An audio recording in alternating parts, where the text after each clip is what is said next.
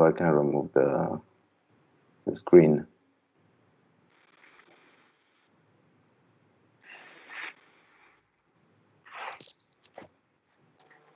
Okay, we are in. Okay, yeah, we can start. Great. So, good afternoon and welcome to the third and last session of the City as a Renewable Resource Masterclass. My name is Andrea Fantin, and I'm here today with my colleagues Alessia Franzese, and Giacomo Magnabosco, and Luca Nicoletto. The masterclass is part of the Iuav PhD school activities, Urbanism curriculum, which is coordinated by Professor Maria Caratosi, together with Professor Paolo Vigano, Stefano Munarin, Lorenzo Fabian, and Viviana Ferrari from the Iuav side, Professor Federico Zanfi from Politecnico di Milano, and then Professor Enrico Formato from Università Federico II di Napoli completes the scientific board commission. Since we are at the end of this journey, let us say thank you to all of you to critically support us during the organization of the masterclass with your insights, critiques, and reflections. Really thank you, we really appreciate it. In this case, I will cede the floor to Professor Maria Caratosi for the usual institutional greetings, and I promise you this is the last time. So, Professor Maria Caratosi, the line stage is yours. Yeah, I'm so sorry. I should repeat my.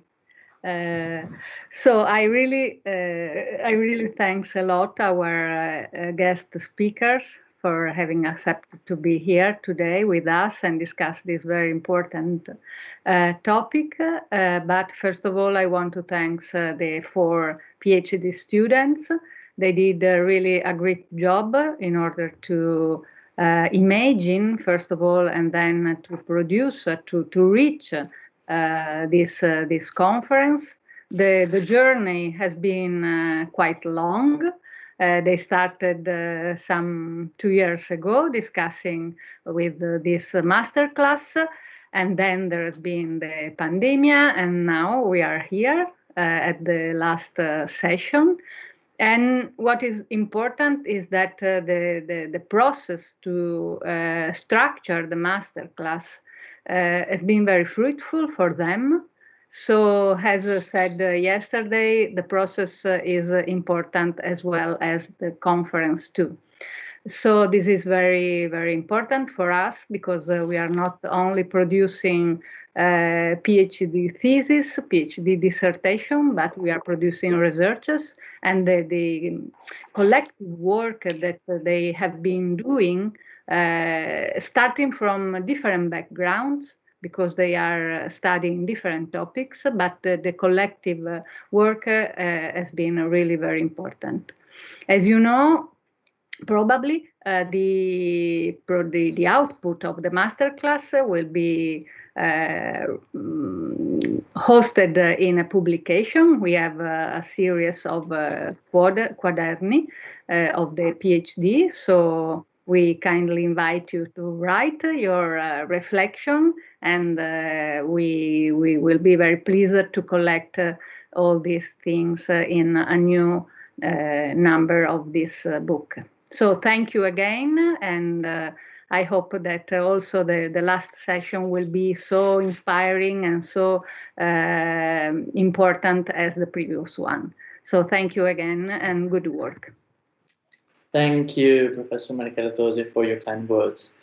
And so, first slide, I guess. Great. Yep. So I would love to thank, So I would like to thank everybody who joined us this morning for the second session of the masterclass, where we challenge our guests on the role of the urban project. Yesterday, though, we went through the definition of research, capitalizing and discussing the validity of the hypothesis the city as a renewable resource. All of this has led us to today's session, the third and the last one. So first of all, we would like to warmly welcome our guests, Professors Miotrek Mitrasinovic, David Baxmuth, Arya van Timmeren, Mathieu Berger, Nikos Katsikis, and Julie Marin. Thank you all for accepting our invitation first. We are very excited to listen to you all. And furthermore, we see this masterclass using the title as a resource pool of knowledge. And we believe that sharing your expertise will enhance the discussion around crucial topics among our PhD explorations. And back to the masterclass, let's start to introduce ourselves quickly. However, it's important we do not lose sight of the big picture. In fact, a few words on our PhD researches we believe are necessary. So I'm Andrea Fantin, a PhD student at Iuav University, and the research that I've been working on sheds light on the definition of a new survey project, overcoming monodisciplinary approaches where society, space, and the corresponding spatial organizations cannot be read in unison. Looking back at the legacy left to us by intellectuals such as Sir Thomas Henry Huxley, Sir Patrick Geddes, the research through an evolutionary framework defines the genesis of an idea, the history of an idea, the value section. Consequently, assuming the historical dichotomous relationship between the dividing water, which defines governmental speciality. I don't know what happened. Sorry, guys. It's my computer. Sorry. Okay. No worries. You're out of my hand. And governmental speciality and the river basin understood as a fundamental physiographic unit. The research explores how the valley section can be defined as a model for the description and reading of today's Italian territory. As a matter of fact, in the context of changing geography, environmental, social, and economic transition, the rereading process of the valley section aims to be a valuable tool for planning and designing with the innate critical power, which has been largely lacking so far.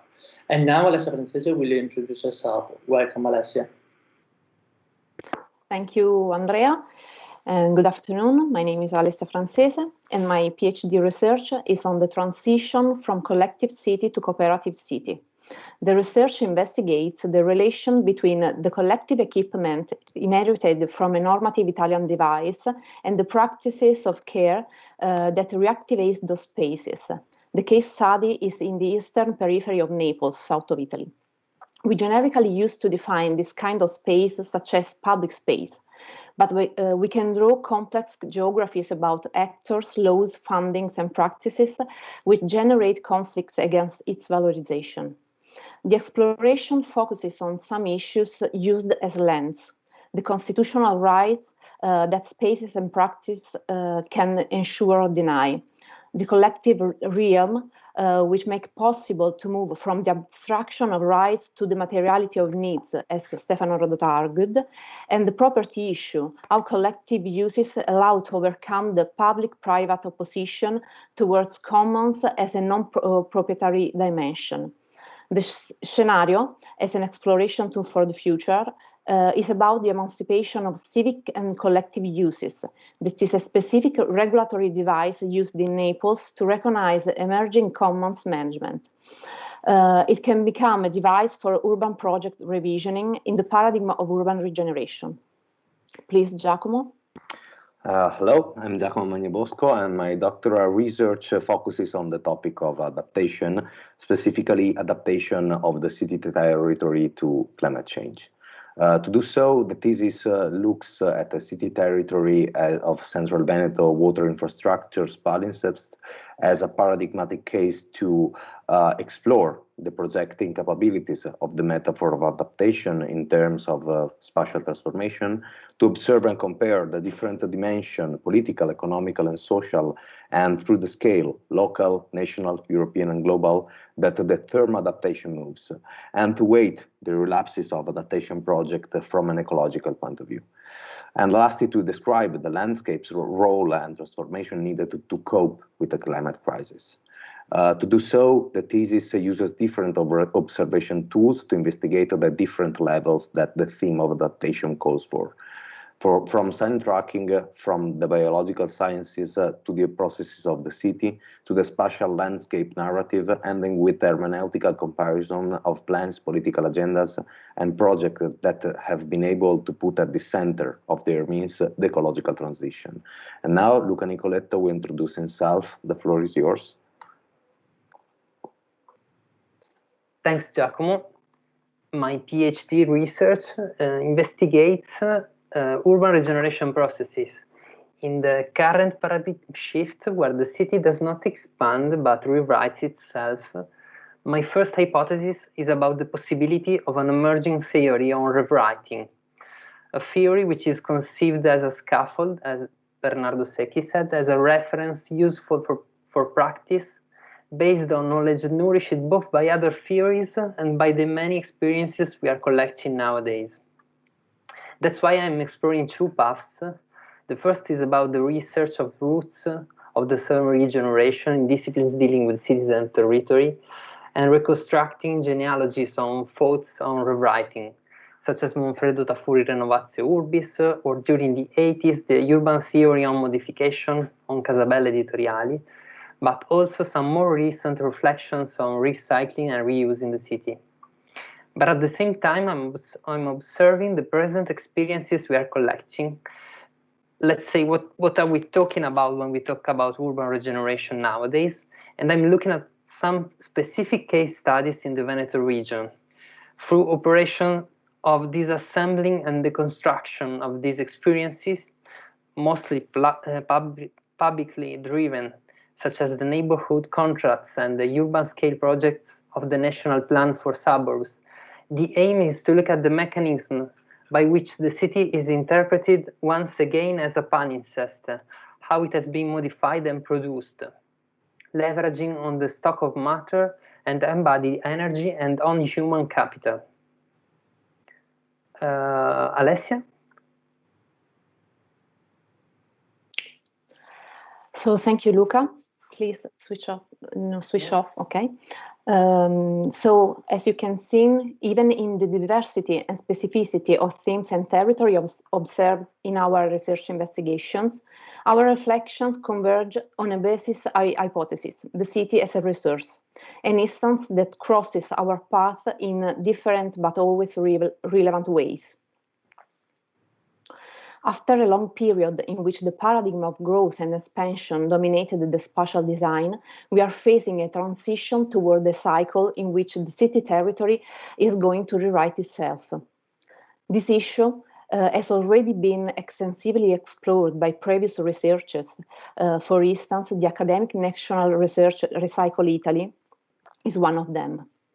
By assuming the existing space as a limited resource, we would like to discuss the need for a not new but still radical reinterpretation of the space as a palimpsest of traces, flows, and changes, by exploring new descriptive forms and projective intention for future visions. The masterclass investigates the role of urban space as a resource that urbanism deals in a critical relationship nowadays.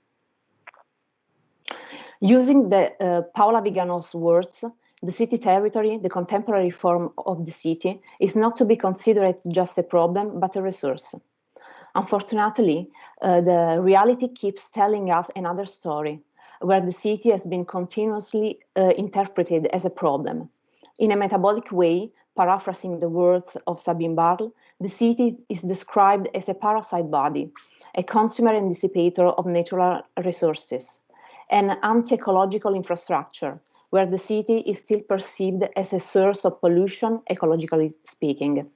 And within a regenerative frame, the city is linked to obsolete and rigid regulatory systems that block its innate transformation, leading to a consequently state of decay of the built environment, which turns the urban object into a mere management cost. So, insisting on the hypothesis that the city territory is a resource, the physical space in both organic and mineral aspects has to be considered as a capital. a capital that is embodied in the grey energy it contains, specifically the built heritage inherited from the paradigm of expansion, often underused or disused. A capital in the role of support for everyday social practices, in cooperation networks capable of enhancing the physical capital, in the precarious but fundamental dynamic relationship that binds ecological infrastructure to climate phenomena, and ultimately, a resource is also the set of skills and investigative tools capable of interpreting the resources and flows that pass through the city. Indeed, there is a widespread awareness that the modernistic paradigm requires a new direction due to unsustainable and feasible models such as growth, expansion, and consumption. The environmental, energetic, and socio-economic transition leads to consider the potential of a different paradigm based on processes of rewriting the existing cities that looks at the built space as a renewable resource. In this paradigm shift, we would like to explore the different implication of the above-mentioned concept in the physical spatial dimension, looking specifically at the issues and conflicts that arise. Getting inside the point. The hypothesis we propose to discuss reassesses the spatial turn that Socha argued in 2010 and remarks the central role of the space in contemporary society through an examination of the space as the resource. Space is a limited resource, space as a limited resource is also a renewal potential in itself that is usually neglected by policies and practices that shift the focus of the territorial transformation phenomena to social and technocratic aspects. As a consequence, the hypothesis needs to assume a more current and accented meaning of the word urban in first place. Referencing a wide range of literature from Brenner to Aminentrift to Harvey in the direction of an urban theory without an outside, if the footprints of the city are everywhere, if cities are only one of the forms of urbanization, they must be read as places that evolve dynamically, as arena of broader socio-ecological processes. Space is also considered as a mere support where action takes place according to certain dynamics of an economic, technocratic, and social nature.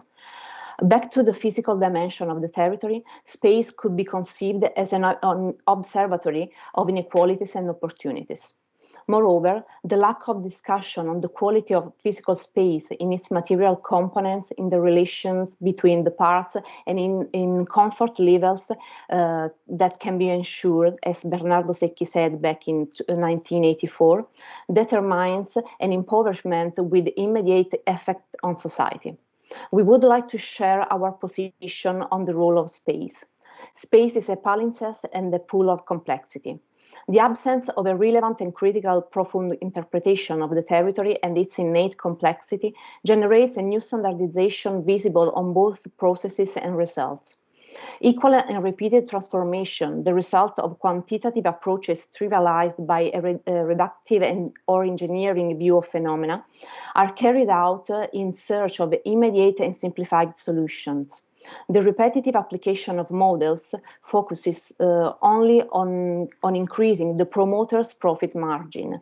The excessive bureaucratization are factors that will cause a loss on diversification as well as a context specificity in a long run.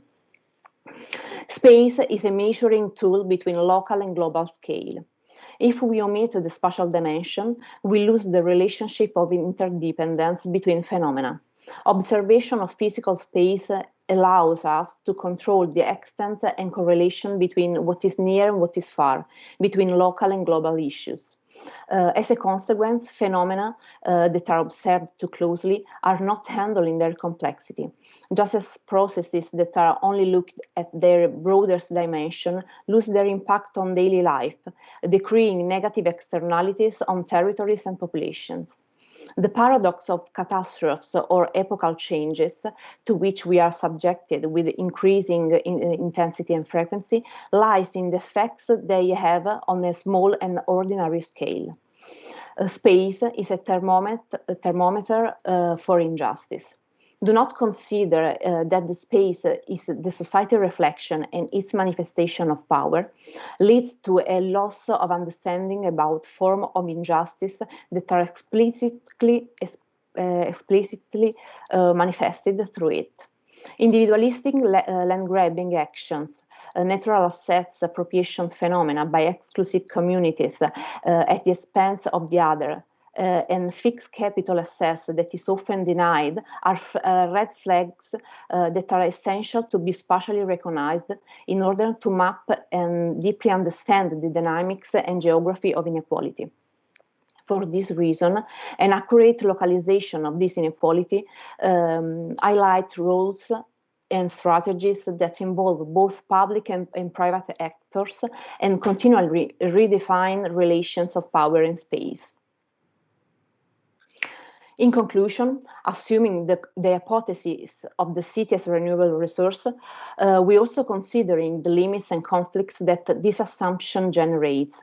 We identify three main keywords: resource, project, and space, that sum up our intent as well as organize the masterclass. Each session is introduced by a question. Is the city a renewable resource? Is the space still relevant? How will the urban project change? In this last session about space, we start the discussion with the following question. Is space still relevant? So, thank you, Alessia, for the detailed introduction. As already mentioned at the beginning, we are very pleased to welcome the lectures of Professor Dragmitrazinovic, Professor of Urbanism and Architecture at Parsons School of Design, the New School University in New York City, Professor Fantin and Professor of Environmental Technology and Design in the Department of Urbanism at Iuav, and Professor David Waxmont, Professor of Urban Planning at McGill University in Toronto. And then in the role of discussant today, today is joining us Mathieu Berger, Professor of Sociology at the UCL and Leuven, and partner of City Tools multidisciplinary urban planning agency. Nikos Katsikis is an architect and urbanist, assistant professor at the Urbanism Department Iuav, and a researcher at the Urban Theory Lab at the University of Chicago. And then Julie Marin, engineer architect, is a postdoctoral researcher at the KU Leuven. Thank you all for being virtually here today. Next.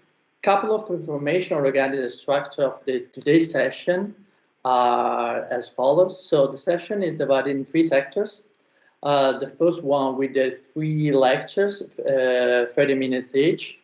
After that, it will follow 10 minutes for each discussion in order to critically collect reflections as well as questions. And finally, at 20 minutes, open discussion, where we'll be able to give voice also to the public. I mean, just to remind you, we are currently also live on Facebook and YouTube UR channels. Well, I think everything is set up, and if Professor Dragmitrazinovic is ready, we should start. I am here, so let me just share. Yes. Here we go again. I'm usually not this technologically incapable, so on the top. Yes, but it doesn't give me anything. It doesn't give me anything. No. So here. Yeah. Okay. Hold on one second.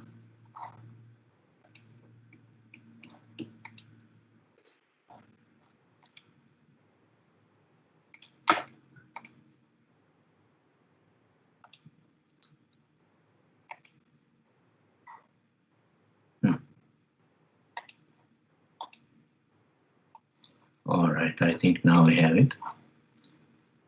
Can you see? Yeah. Let's see your app, PowerPoint, I guess. Okay, now it's on full screen. Yeah, so the stage is yours. Thank you. Okay. Thank you. So I will try to speak very quickly because I counted on about 40 minutes. I imagine that was the time allotted, but nevertheless, I'll just try to be as quick as possible. So I'm going to talk about today the research I and my students and some of my colleagues have been doing for a number of years now along Line 7 in New York City. Line 7, as some of you may know, connects nowadays Hudson Yards, the latest development, large-scale development in New York City, with Flushing in Queens, which, can you see my cursor? Can you see my cursor? Can you try again? No. Can you try again? I'm trying. No, actually, no, actually not.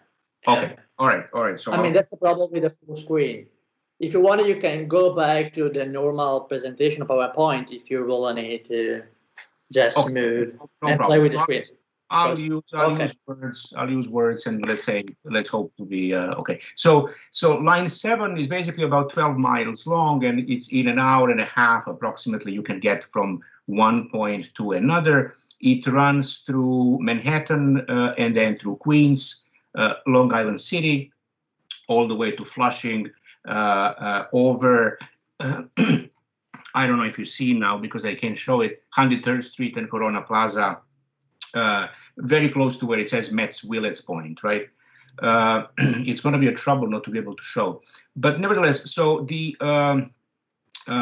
introduction to this I would like to make by basically describing why Line 7 became really important after 2002, particularly 2002, 2013, when Michael Bloomberg became mayor of New York City. One of the things we talk about usually, planning and design and space and so on and so forth, we rarely actually talk about policy and the way in which policy, in design schools that is to say, and the way in which policy, in fact, and public law shape the way in which urbanists and architects and designers have been able to engage with city, particularly, let's say, from the second half of the 20th century to today in New York City. So if you look at the change that Bloomberg brought to New York City, Julian Brush wrote this wonderful book called Bloomberg New York, The Class and Governance in the Luxury City.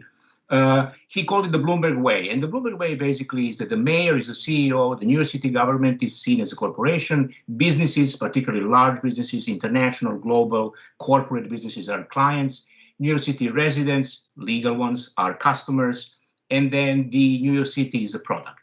And in a way, I cannot show again, I hope you see the blue squares.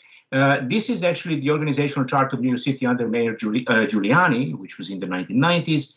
And this is the one under Bloomberg. And the big difference you will see here is that the Department of City Planning, the Urban Planning Department, reported previously to the Deputy Mayor for Cultural Affairs, Education and Planning. So planning had the function directly related to the mayor. In this particular Bloomberg scheme, what you see is actually the Department of City Planning is actually reporting to the department, so the Deputy Mayor for Economic Development, where also the city's nonprofit arm in charge of the development and therefore also planning the city's economic development, New York City Economic Development Corporation, was also led by the same person. And that person's name was Daniel Doktorov, who then became the head of the City Lab. Many of you probably know that anyway. So basically, the city planning became the function of economic development for the first time in the city's history in such a blunt and direct way, non-apologetic way. In fact, it could be said, as many have argued, that the last time the city actually had any functioning planning department outside of its dependence on economic development was actually with Mayor Lindsay back in the 1960s and early 1970s. Never the city department, planning department has actually recovered from it. And so what they did, two major projects they actually participated in, all heavy capital development projects under the Bloomberg organization. This one is the rezoning of about 40% of available land in New York City, mostly previously industrial zones and also coastal areas, riverfronts and oceanfront, in order to actually prepare it for development. And then the Hudson Yards, which many of you know as one of the largest developments not one of the largest, but the largest development in the history of the United States by a single developer. The guy on the right, Stephen Ross, and the guy on the left is basically this deputy mayor for economic development, and therefore also in charge of planning, Daniel Doktorov. Hudson Yards, as this New York Times diagram shows, the first phase is already almost completed. The second phase is under construction. And as you can see here, well, again, I cannot show the High Line that probably many of you know. High Line, you know, the abandoned railway line that was turned into a linear park, in fact, really feeds into Hudson Yards, which of course is one of, a cynic would say, one of the reasons why High Line even happened in the first place is because it funnels visitors, it funnels millions of tourists a year directly into the Hudson Plaza, which of course is a shopping mall, an extended shopping mall with the nonsensical sculpture that, of course, the vessel that is now closed because it's fatal for young people who go there in order to commit suicide. So it's now again closed, and hopefully it will stay closed forever. So in this particular case, you have two views of we see the city obviously in two different kind of polarities. One is Stephen Ross on the left, Hudson Yards as the New York City government working as a corporation, and of course city as a product, a spectacularization of urban experience. On the right, of course, we see city as a shared resource, which is something I'm going to spend the rest of the time talking about today. I placed renewable here. We didn't call it renewable. We actually call it city as a shared resource. But I placed renewable in order to bring it also a little bit to the context of your work. But after your introductions today, thank you for that. Thank you very much, actually. I really enjoyed it. You know, it makes perfect sense. One thing I would just add here, as we're moving from Hudson Yards now to Queens, is that what Alessia was mentioning, that city renews itself. I think city renews itself, but I think it would be unfair to say that the city renews itself. I think it would be unfair to say for the millions of people around the world and in New York City who actually struggle to create a city as a renewable resource. So for the city to become a renewable resource, there is a lot of conflict and struggle and fighting on a daily basis, negotiations. And so the political aspect of this renewability in the city of New York is extremely violent. You can see back to on the right, you can see where it says Max Village Point. You can also see that this, in fact, the green area is the second largest park in the city. It's right next to the Corona Plaza in Corona. It's to the east of Corona, northeast. So that park actually was created on something that was, I will show you now, let me just show you first a couple of images of Queens, obviously a very different situation here. This is actually Main Street in Flushing, the end of the 7 line. That's also the second busiest station in New York City, which actually tells you there are tourists there as well, but it also tells you, in fact, how many people there, working class people in that particular district, mostly Chinese, actually work in the city and commute by using Line 7. 103rd Street is about a few miles west of Flushing. A very interesting area, a very, very interesting district with a really troubled history, but also an incredible history. Many of you now on the upper left, you can see the Flushing Bay cutting into this territory of Corona. On the upper right, you can see basically what was in the Great Gatsby novel, Fitzgerald's Great Gatsby novel, called the Valley of Ashes, which was basically the ash dump, literally the ash dump for New York City for decades, particularly at the turn of the 19th to 20th century, which you can see on the upper right image. Needless to say, extremely dangerous, extremely polluted land that then, in fact, and you can see it again on the upper right, that these are some of the diagrams and some of the chronologies we did of the area, looking at different maps, looking at historical material, trying to figure out how the area has developed.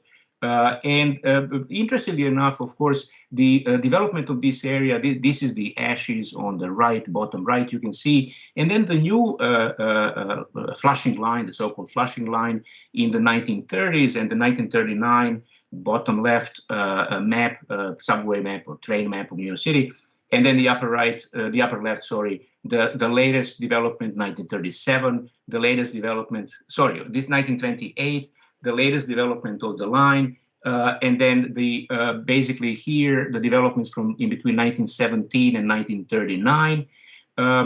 So needless to say, with each new immigration wave, you basically had the extension of the line and the new construction happening in Queens, and so the bottom left maps are also, you can see basically 1927 to 1937 and the 1930s.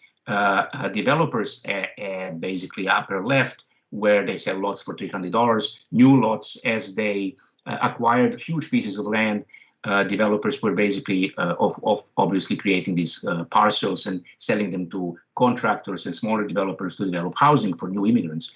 The latest immigrant wave happened with the Immigration Act of 1960s, happened and brought basically millions of Latino and South Americans to New York City. Today, New York City has more than 40% of its legal residents are foreign-born, not born elsewhere in the United States, but foreign-born, which is over 4 million people. I always say this as a piece of curiosity. There is more foreign-born residents today in New York City than there are citizens of Chicago. So that just gives you a comparison, kind of something to work with. I mean, it's an enormous number of people, plus of course all the illegal, which is goes without saying. And so this is the fair. So there were two major fairs. Both of them actually happened on that upper right. You see the yellow. You see the 104th Street, which is basically Corona Plaza nowadays. But the yellow actually where this was the ashland. It was basically the marshes and the wetlands that were in the turn of the century, 20th century, covered with ash. And then in the 1930s, of course, in preparation for the World Fair of 1939, Robert Moses decides to turn this into a park and actually builds the second largest park in the city, the Flushing Meadows Corona Park. This is basically where Corona Museum and many of the things I'll talk about are situated. So here you can see on the left, you see the dark red, the dark brown is basically, which is the areas with the highest density of employment in New York City, in all the 5 boroughs. And of course, needless to say, that's Midtown and Hudson Yards is the upper left of the dark brown areas.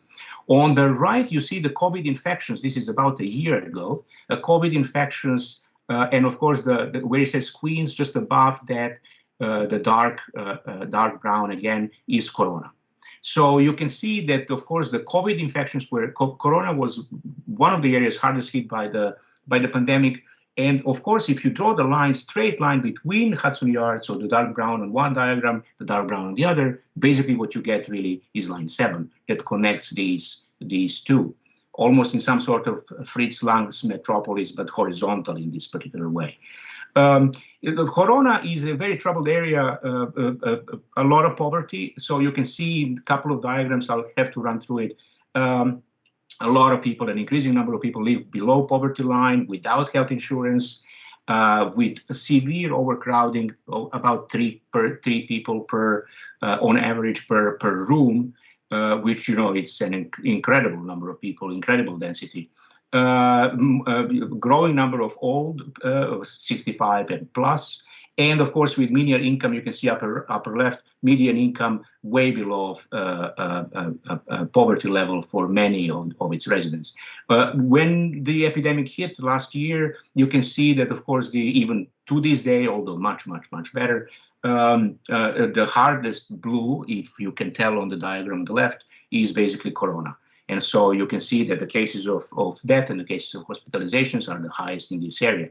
I'm going to move now to just quickly to basically say what is behind this research and what is behind my interest in this.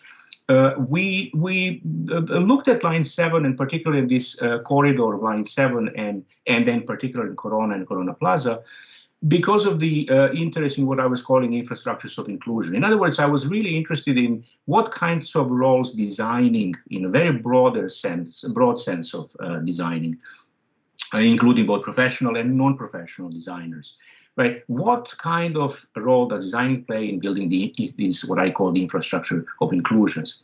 And what I mean by infrastructure of inclusions is basically not necessarily material or immaterial, hard or soft, but both. In fact, the infrastructures that communities and civic groups, as it says here, build in order to catalyze and sustain processes of transformation. So not to sustain themselves. So unlike, for example, the social infrastructures, the concept of social infrastructures, the concept of people as infrastructures, these are built not in order to sustain communities, but actually to sustain the process of transformation of these communities to something that is more diverse, democratic, just, inclusive, urban space. And so in this context, as you will see now in the context of Corona Plaza, this is where basically the diverse communities and civic groups of Corona Plaza have been for a very long time, meaning the good part of the second part of the 20th century until today, engaged in the process of infrastructuring. In other words, of generating novel configurative possibilities by catalyzing processes of solidarity, of cooperation, mutual aid, leadership, trust. Alessia mentioned also care, which of course is extremely important, although not the term that anybody there on the ground would necessarily use until very recently. So in that sense, they have been involved in a collaborative creative process of configuring new ways of becoming public by co-creating a unique public space. And so the story will be really twofold. One, how are these infrastructures of inclusion built? And then how are they activated in order to create new publics through the process of designing the Corona Plaza? Again, a very densely populated area, working class, on or below poverty line. These are some of the images from the area that I don't have now time to describe. Mostly heavily housing up to 2, sometimes up to 4 stories, dilapidated housing in most cases. The case here, you can see the 67% non-profit. What is really interesting about this is that when the pandemic hit, most of the Corona residents actually reported that nearly then 70% of them had in fact been supported by communal non-profit organizations in the area. Mutual aid organizations and other organizations, faith-based organizations, mostly Catholic Church and so on and so forth. This I wanted to insert here, this actually in memory of and to honor our dear friend and colleague Enrico Fontanari, who was here with me, and this is Kili Adriano in the middle and Victoria Marshall on the left, my colleagues from Parsons. We visited this Corona Plaza in 2014 because Enrico at the time was interested in creating a studio with Iuav students and Parsons students together, and we were supposed to work in this place. This is basically the Roosevelt Avenue, line 7 above. Enrico in action, preparing the material in order to structure the studio. And the other thing I wanted to bring about, I think Alessia again mentioned Bernardo Secchi or one of you, another dear friend and colleague who is no longer with us. And of course, my favorite book of his, The City of the Rich and the City of the Poor, which of course, when you begin to work on this, you cannot really ignore. I mean, it becomes one of your kind of central points of reference. We have done, therefore, since 2013-14, we have done years of research. I'll show you just some things just so that you understand the nature of these infrastructures, social, spatial, and material infrastructures. So one of the, you can see the orange number 54 is Corona, and you can see that basically the highest number of laundromats in New York City, in fact, are 58 and 54. 54 is Corona. So what we try to do is figure out basically the networks created by religious institutions, by educational institutions, by the way in which nonprofits, where civil society is organized. But in particular, we were interested in why laundromats became so important for these communities, and realized a number of things through the laundromat research. First of all, of course, we mapped them. We went and figured out, students did, where are they? How are they related? What are they related to? How do they work? by all means, what kinds of practices do they facilitate, mapped everything, in detail. We looked at the cycles of use, which are really incredible. And we realized that much of the communal life actually happens either in the laundromat or in the church. We looked at all kinds of stakeholders, figure out how they actually work, both in terms of the social and spatial components, but also how they work economically, how they work in relation to political negotiations, what is actually done in the laundromats, and realized with this research something very important for us, very important for me, in fact. And the most important thing was that I didn't realize before, in fact, that most of the people in most of these communities, hundreds of community organizations, all kinds of small and medium-sized organizations representing all these different communities. Just to give you an example, Peruvian community, for example, you would think that all Peruvians are one. There are 5 different churches. There are 5 different subdominations of Peruvians in Corona, right? In New York City in general, but also in Corona. So we realized that, in fact, how this is related is that, in fact, we don't really have a place where all of them come together. They go to separate churches. They're super related and connected, and they have immensely complex networks. But these networks intersect in a very few places. And so, which basically is the definition of communal space. I mean, they lived within their communities. They all speak Spanish, most of them, right? But they live in their community, and 90% of them are Catholic. So they all have different churches. So they all, go to different places, gather in different places, gather with their own families and extended friends and so on and so forth, but they would not cross. So, for example, just to give you one simple example, for instance, Afro-Peruvians would not go to the same place where you have, for example, the Peruvians of European origin. So they're very different, distinct groups there, right?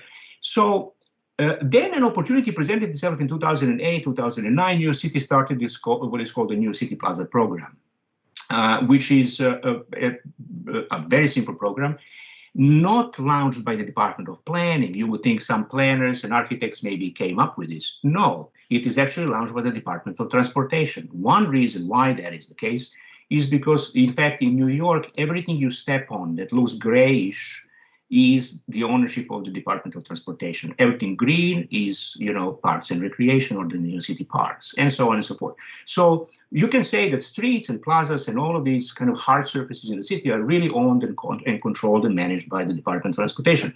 So the Department of Transportation, also during Bloomberg administration, I should say, begins this program called the Plaza program, through which actually they attempt to work in working class and communities of color predominantly, communities just like Corona, as I described Corona before, where in fact, there is a lack of public space, or there is no public space at all. There are parks, but parks also work as, in fact, are really fragmented into community spaces. So the park does not bring these communities together. It gives them some space for recreation, but it doesn't bring them together. So, of course, there's a fear of crime, and so they're turning, streets into, or no places into plazas, of course, also eliminates crime and allows for community stewardship of public resources. So, what they do is basically there is an application process, and you go through it, and they have a couple of different types of plazas. The interesting thing for us, of course, here is the interim plaza and the permanent plaza. The interim plaza was actually started in 2011, 2012 in Corona, and then the permanent plaza was actually completed in summer of 2018, so fairly recently. And so far, this program has created about 80-some plazas, public plazas around the world. So it has to be attached to the subway line, or to actually a transportation line. In this case, you see on the upper diagram the yellow square, the Corona Plaza, and the MTA line 7, it says there. So it has to be attached to some transportation hub. And also it has to be, needless to say, underused. The second thing is that, of course, it has to have a broad community participation, what they call a community participation, which is in a way an adequate term, in order for this group to get the permission. And so when you get the permission to get to, which is basically really a prototype, testing period of a year. To install the interim plaza, here is what happens.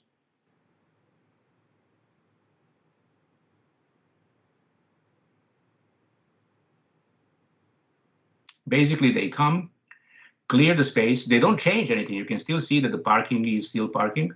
But what they did is actually they covered the area with a cement cover, and they put some planters and a couple of trees in planters.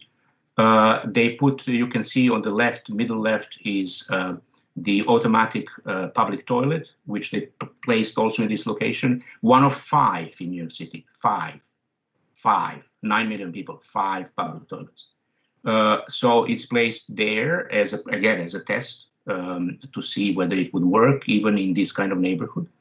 Very elitist, but nevertheless, that's a different story. So anyway, so you get the point. And then what happens is that, needless to say, they bring more mobile chairs and tables, still the ghost of William H. White with us.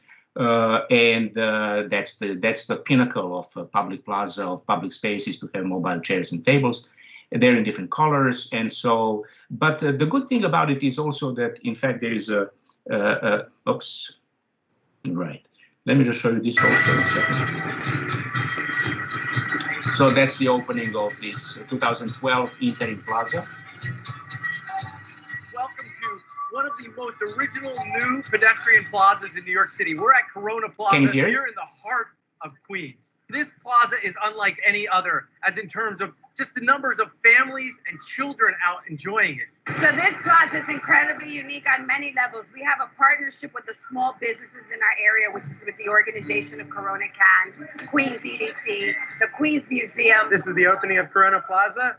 They, have demapped this street, and the Queens Museum is the programming partner. So we're bringing the music and the dance and the art making for kids and the bubble making. As opposed to just having a plaza descend from what many people believe is nowhere, this plaza has really grown from the movement. That's why it's such a great day today. We had been approached several years ago by elected officials and community members in the neighborhood. They had been organizing to try to turn this into a public space. And in this case, we found a perfect site. We worked with the local stakeholders to make sure that local partners were there with the capacity to take care of this space and manage it and maintain it in such a way that it would be an expression of this neighborhood. With this plaza, what we have has been organic. The most beautiful thing is that we have volunteers buying brooms, buying gloves, buying bags for themselves. People bought stuff to bring to the public plaza, right? Communities, not until individuals. We get a maintenance contractor to come and do that for us. I volunteer here. After 7, we pick up the tables and the chairs, and then we put it back. Then we clean because this is our closet. Entonces yo igual vengo como voluntaria a ayudar a que en verdad tengamos ese lugar bien limpio porque es muy bonito. Corona is actually really a very busy place. There's a little bit of everything. We have public transportation. Our bus lines go around the block. This corridor right here in particular sees about 5 million people coming off that train a year. That's why this plaza makes so much sense. There really isn't anywhere for people to sit, for people to just relax, have a sandwich, and that is what you will see that's happening. So it's really a perfect spot in a neighborhood that's starved for public space and has a lot of people out here who want to use it. And we knew from the minute we closed the street to traffic and opened it up for people that it would be full of people and life, and that's exactly what you see. Okay. All right. And you can see, okay, I'll skip this. So the main partner, as you heard, in this whole enterprise was actually Queens Museum. The images below are from the Corona pandemic, when the Queens Museum basically became food storage and food pantry and worked on the distribution of food to the community, communities across Corona. But the Queens Museum has a very interesting history. Queens Museum is actually the first museum to employ a community organizer. And the reason why is because the borough of Queens, particularly the district of Corona, are among the most diverse urban territories in the world. And so they realized that it would be a pity to create yet another elite type of a museum, and that it should be a museum dedicated, in fact, to celebrating the diversity of Corona. So they employed the community organizer, and the community organizers basically begin to connect all of these different groups. They're, again, as I said, or within their own areas, within their own spaces, in order to then catalyze this process from the creation of the plaza. So Queens Museum, you don't see my cursor, Queens Museum on the right, the Department of Transportation on the left, and the EDC, the Economic Development Corporation, which is a non-profit organization of Queens, below, basically began to create this process. Now I'll go through the process very quickly. So what you have is then, this is a design timeline, hundreds and hundreds and hundreds and hundreds of different opportunities for people, for the variety of different communities across Corona to get and engage with Queens Museum representatives, with the city representatives, Department of Transportation representatives, and also by people who were at that time engaged as artists in residence. One of them is the upper left image, in the middle, Kilian Riano, who I already mentioned, in fact, sitting next to Professor Fontanari in 2014 in Corona Plaza. More or less, he's sitting in this same spot, in fact, in this image. So you can see high school children, elementary school children, community leaders, community representatives, religious leaders, all kinds of people were engaged in basically talking about the idea of the plaza. My argument in this is that, in fact, this process, the process of, I would call designing, even though not all of this is, of course, a matter of professional design. Nevertheless, the process of coming together, the process of designing that actually the plaza that brought all these communities together, in fact, really enabled them, look at the model on the upper right, enabled them to, in fact, really transgress the limitations of community spaces and come together to form a new public.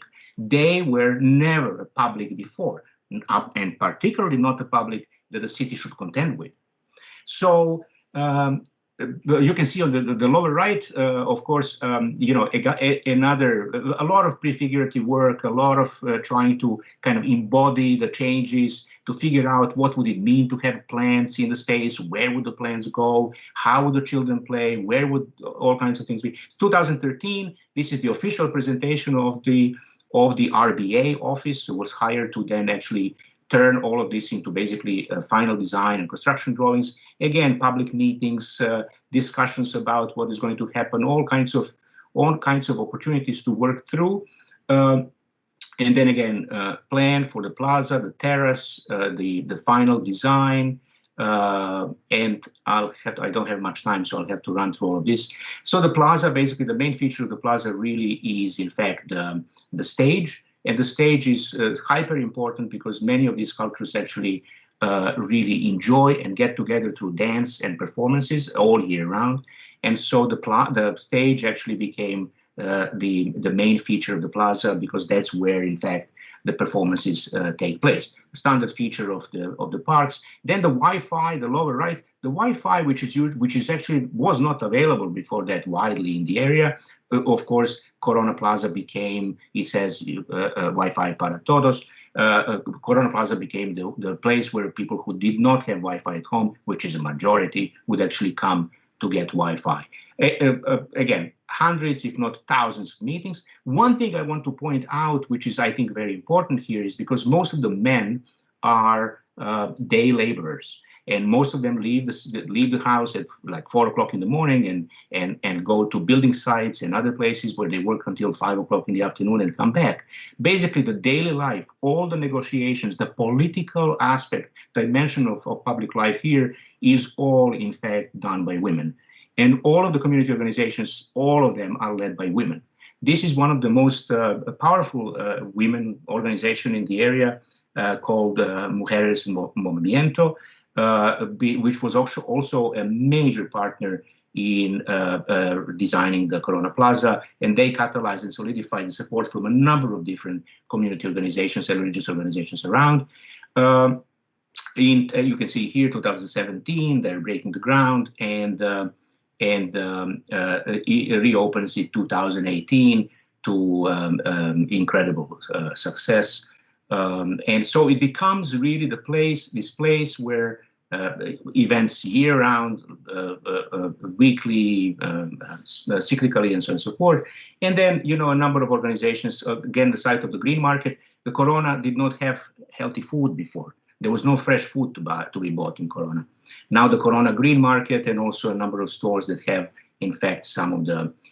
the other thing I wanted to point out is that because of this formation of public, political activism suddenly became much more prominent than before. And so something that was not seen ever before in Corona in this particular way, Corona Plaza also became the site where many of the local activists became very visible, active in the public sphere, which was not the case before. Also because many of them, in fact, house and live with illegal immigrants, right? And so you really don't want to fly under the radar, so to say. But the plaza transcended that. And so what you have here on the lower right is the protest around against ICE. ICE is the special police force which actually in charge of catching the illegal immigrants and deporting them. Government Cuomo protests recently, and so on and so forth. So to conclude, to close, I don't know how am I doing on time. 35 minutes. Okay. So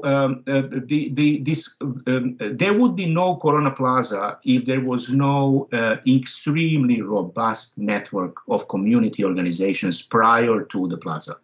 So basically, the plaza, in fact, was the catalyst that, again, brought them together to form, as I said before, to form the new public. In fact, through the process of designing the plaza, they came together as a public for the first time. So I just wanted to close with this, which is actually a quote by one of the organizers in the area, who says the thing that seems to put people on the same page, on common ground in Corona Plaza in relation to the process, is what the kids need. This is why people came to this country. Most want to find a better way of life for their children. And that's precisely, in fact, why children have played also an incredibly important part in the formation of the Corona Plaza. All right, that's that. So let me... Thank you very much, Professor Mitrasevich. Thank you for bringing the light on the, as you said before, the process of designing, the process of coming together with the complexity of this communal intersected social spatial pattern. Well, thank you. And now I will give the word to Professor Fantin.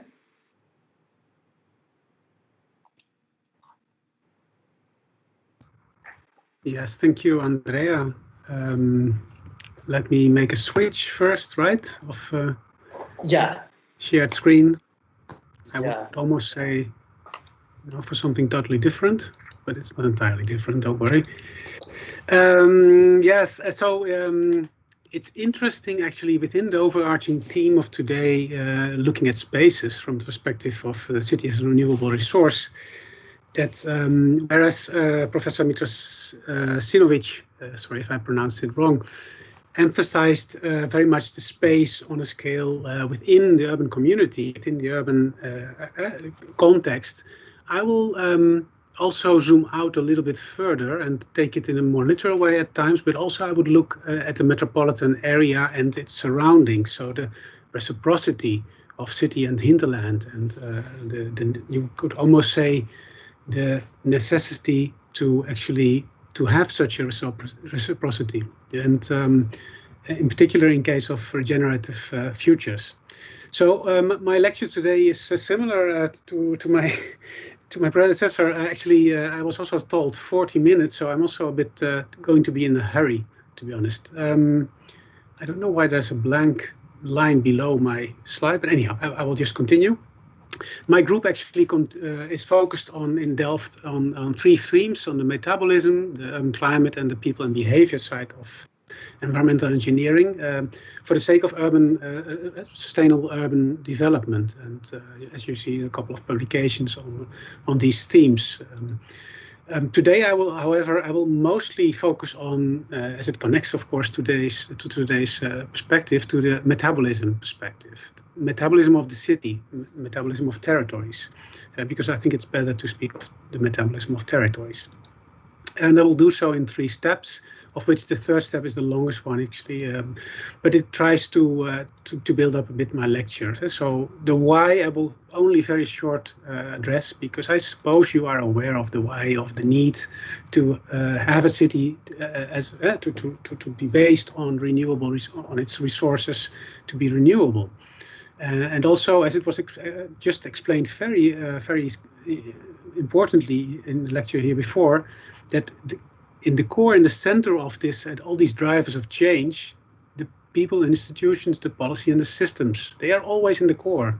Without these, you have no real no lasting sustainable development. And as sustainable development anyhow is a moving target, it's important to build upon this. But of course, we are also, it was also shown before, we're also living in exponential times of urban growth, but not only urban growth, but also on exponential times of how of the resources we use and our let's say our needs in space. And for that reason, not only because of today's COVID context, but you could say that urbanization is in a crisis, but you could also say society, but I would even say urbanization is into crisis. It has relations to the climate. This is when I was just before the outbreak of COVID in last December, in December 2019, in the Red Square in Beijing. You can see this was a sunny day. This is a NASA photo on the same day. It's not clouds, it's actually emissions. And we have these perturbations, the weather perturbations due to the climate change. I think therefore that my lecture is addressing quite well to Andrea, Alessia's, Giacomo's and Luca's perspective. I think it combines the 4. Besides of climate change, we have the issue of depletion. Mind the car in the bottom right, just to have a bit of a notice of how we are depleting our resources. And of course, this leads to an ecological footprint which is not sustainable. Just for our very small country, the Dutch country, you might not even know where it is, but it's so small. But we still have about 6.3. Our footprint is 6.34 hectares, and so we need actually, if everybody had the same footprint, we need 1.8 Earths to sustain. And I had a look at Italy just to. And it's better than the Netherlands, but it still outreaches the real space. So the space you need to fulfill your needs, for resources, to purify your waste, it is bigger than the country itself. And well, this is something which is in this map, map in which you show actually you see that there's no equity in the world. We have a lot of the global north in general is known to have a larger footprint than actual space, and you can see at what cost. That's in Africa and in South America. Anyhow, so let me just click to the next slide. It leads also to concepts of land grabbing. I'm not sure if you are aware of land grabbing, but actually this is the top 6 countries of land. Empty circles is the let's say the country which grabs the amount of land which is the surface area projected in the circle, and in the filled circles, actually these are countries which are being grabbed by these countries. So actually the resources, the land is literally owned and is exploited by 6 countries in the world. This is really of rising concern, because this was a status we drew up in 2016, but this has gone worse lately. At cost, of course, of the developing urban and but also developing rural. Not our developed world, but actually the developing world. But you are aware of that. So if you ask me about space and the city as a renewable resource, one of my quotes in my reciprocities booklet is that actually urban encroachment and further asymmetrical growth will lead to autophagy. And the concept of autophagy is known from microbiology, and it is that you in the end are starting to eat up your own resource yourself. Okay? And this is a very important concept to be aware of. We published in 2019 also this paper in the Anthropocene Review about it, and it is that actually cities are encroaching land surrounding it, which are the most fertile lands we have on Earth. And we need those fertile lands for survival. because we need our food to be, let's say, produced in those lands. And this is really an important topic which is overseen by many. So the cities are encroaching, are, let's say, pushing us towards this state of autophagy. But it might be a very dark entrance of my lecture, but I will, no worries, I will come to solutions. I will come to how to deal with it. Well, one of the things is, okay, do the right things. So I would say it is already happening as we speak. It's not that negative, but of course it should be a lot more, let's say, structural all over the world. At the moment, we are actually moving from a focus from mass design, from design for the mass, towards a more reconceptualization of functional objects and areas, to more integrated, interconnected and smart systems, often regenerative, I will come to that in a while, and to more forms of self-organization and community building. We just saw an example in the previous lecture of that. And I think these are key aspects which are important for our future to become sustainable and to become regenerative. And it leads to all kinds of new concepts I will share with you later on. It also, let's say, it connects to the concept of resilience, of panarchy, in which we try to learn from nature. And this is actually the basis of my chair in Delft. It also connects to this dual perspective of the human system and the natural system. And actually, our solutions are not to be found in the human system alone. Neither we can find, and we can do all based on nature-based solutions. It will be the encounter of these two. You could say it is three-dimensional glasses you have to put on, where we will change our future into a regenerative and a renewable-based future. And this holds in particular for urban areas. And so I prefer to speak of sustainable, of regenerative instead of sustainable. And if you are very honest, we are doing quite well in many countries around the globe, but we're still perhaps on the second step from the left. We're still not in sustainable design, and we are not at all in regenerative design. So there's a long way to go still, but urgency makes that this long way should be speeded up. So I give you a couple of examples. What are regenerative systems? What am I speaking of? So some of the projects we do, and we did with colleagues like Joshua Todd here. This is in Bamai Canal in China, and it shows just this idea of that we are polluting our own environment. In this case, it's almost an open sewer, and 500 meters of length, 12,000 people's waste. Latrines mostly dumped in this area. Well, it was treated, and within a year we could actually, by this floating device, we could create regenerative systems because it's all nutrients. As long as it's not like kind of industrial wastewater, it is quite easy to actually, with a bit of aeration and with the rightful plants, to phytoremediate the water and actually to build your crops. So this was actually a park, a floating park, which after 6 months looked like this because it was all nutrient-rich water. And after 9 months, it could be open to the public. 9 months only. So from the the waste, you could say the open dump towards a public park, a floating park. And it's now being used for crop growing. Well, similar, but just to give another example, it's not always nature-based solutions often are seen in green or in blue, but it can also be addressed, for instance, for urban heat islands, which is an increasing problem in our societies all over the world, even in our moderate climate in the Netherlands, where I live. And this is in Madrid, in Spain, where we did the urban air conditioner.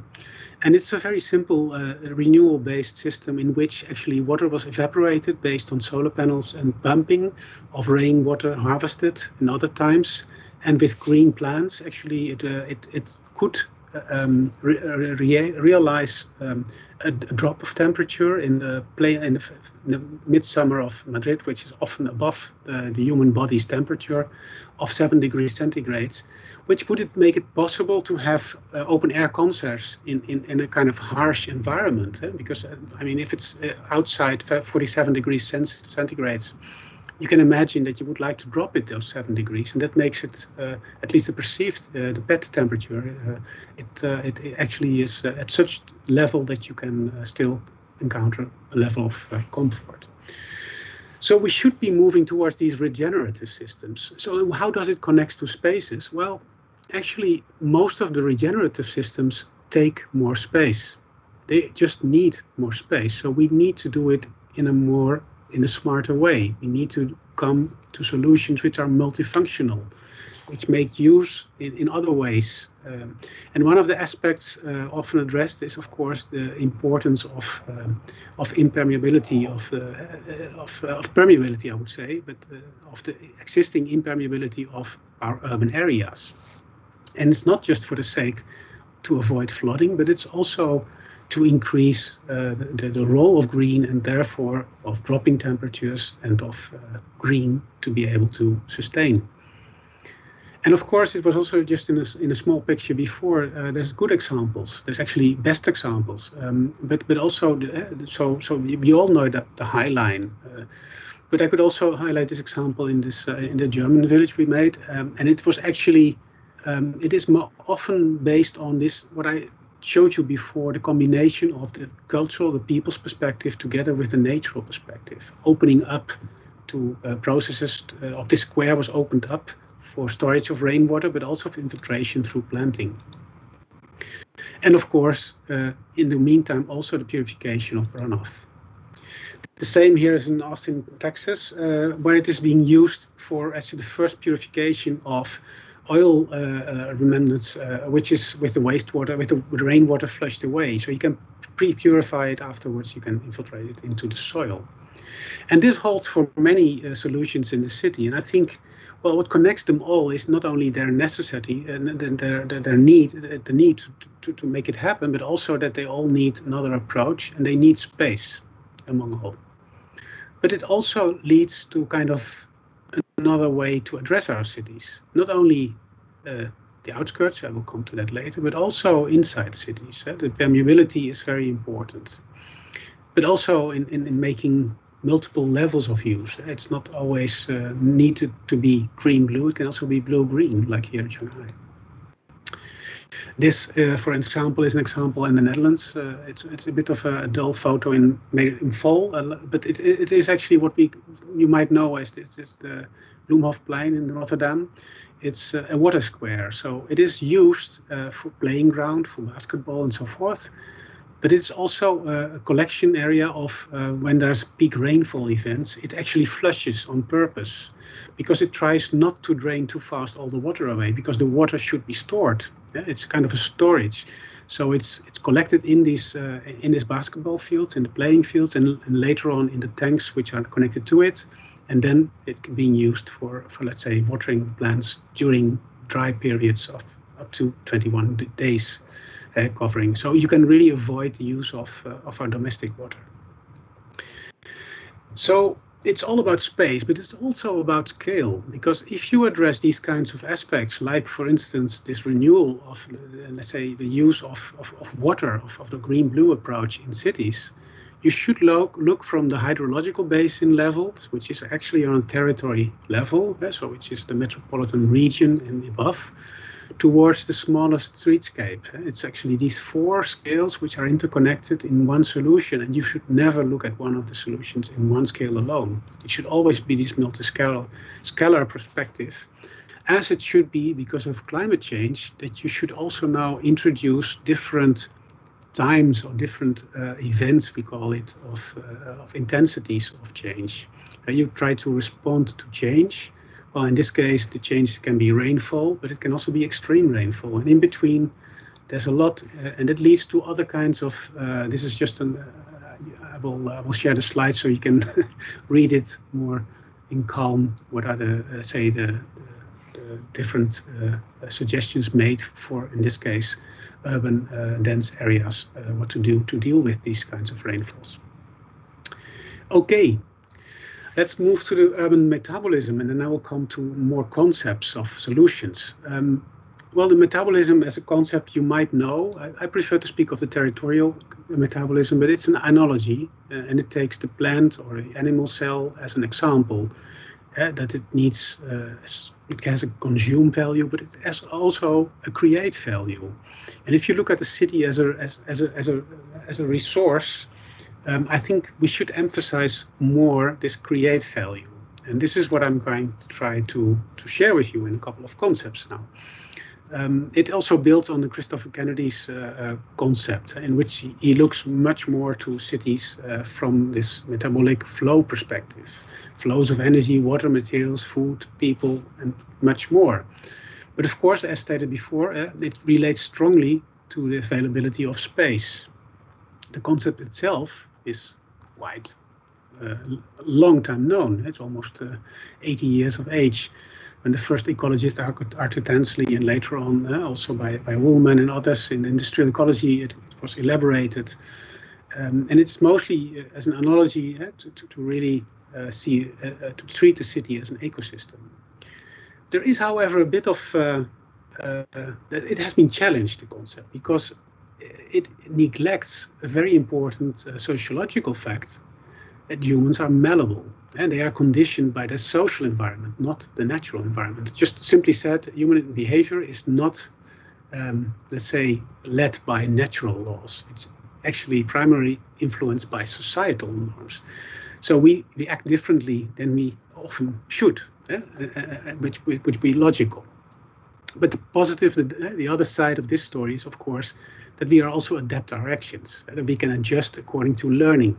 So if you include learning in let's say, in experience of space, in the experience of living in cities, then people will change their behavior. And that's the positive side. So to wrap up this first part, and then we'll come to the examples, we moved in the late 90s from this notion of people are scarce and nature is abundant towards this natural capitalism perspective of people are abundant and nature is scarce. We need to address the available space, which is really scarce, in another way.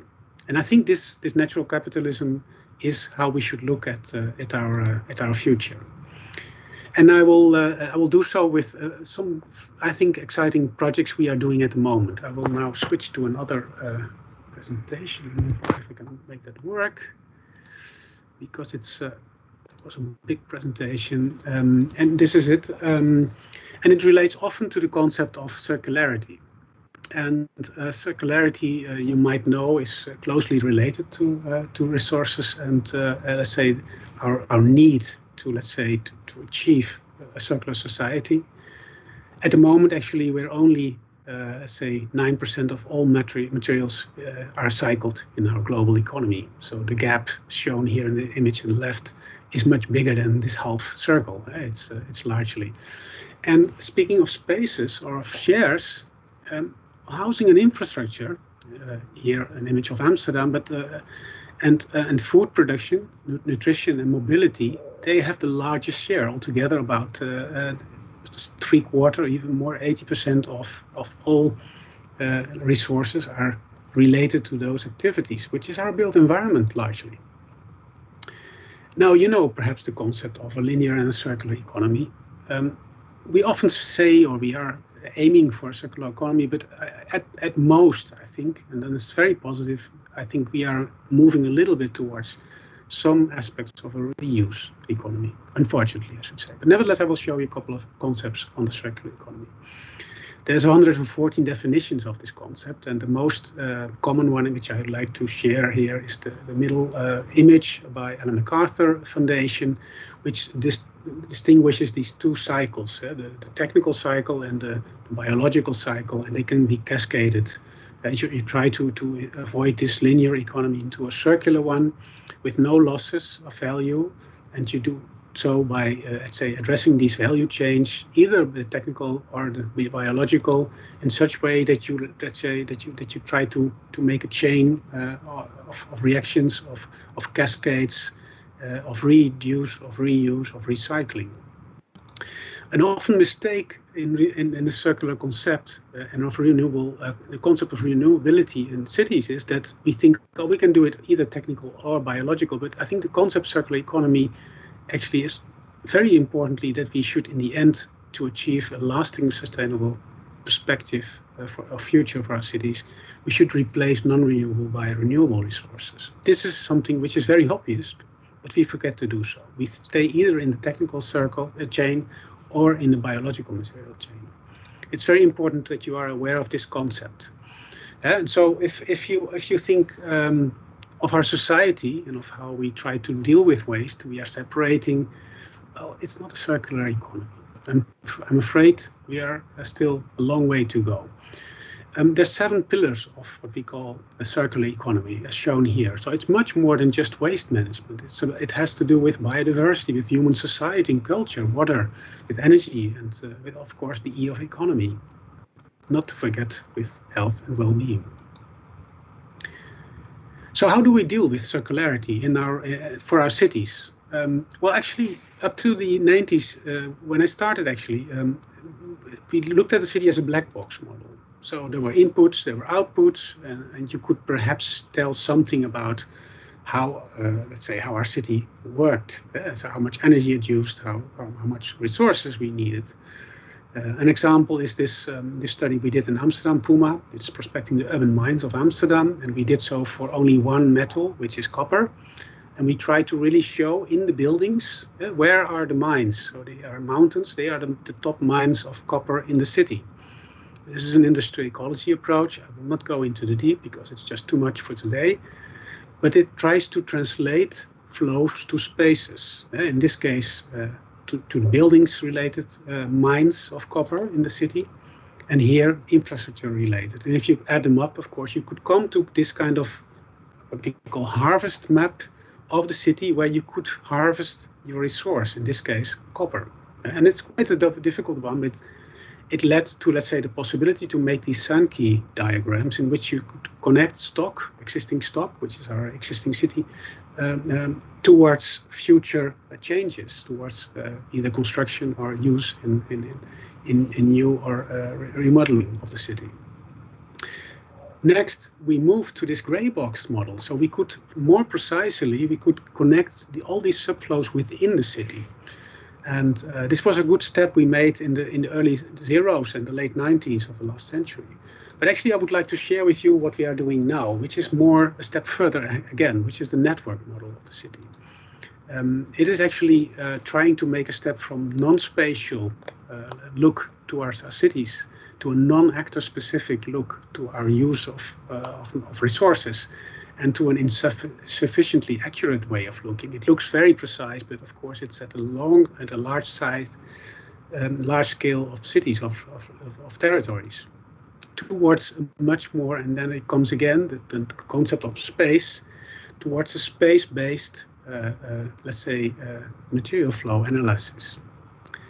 And this is what we developed. So we developed this tool, which is really related, GIS-based, and it shows all the wastes. And this is real waste. It's not a theoretical model.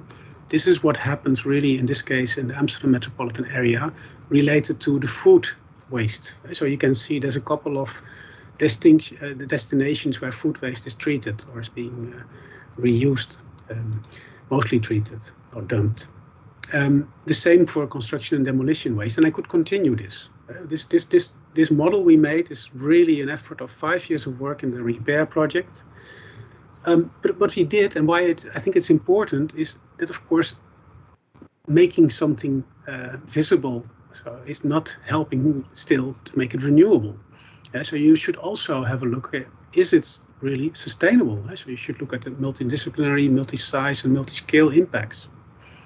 And we did so from an economic, social, environmental, and environmental perspective. It goes too far to go into the deep, but we did this extended sustainability assessment, the LCA, related to these flows, not only for Amsterdam, but also for other areas in Europe.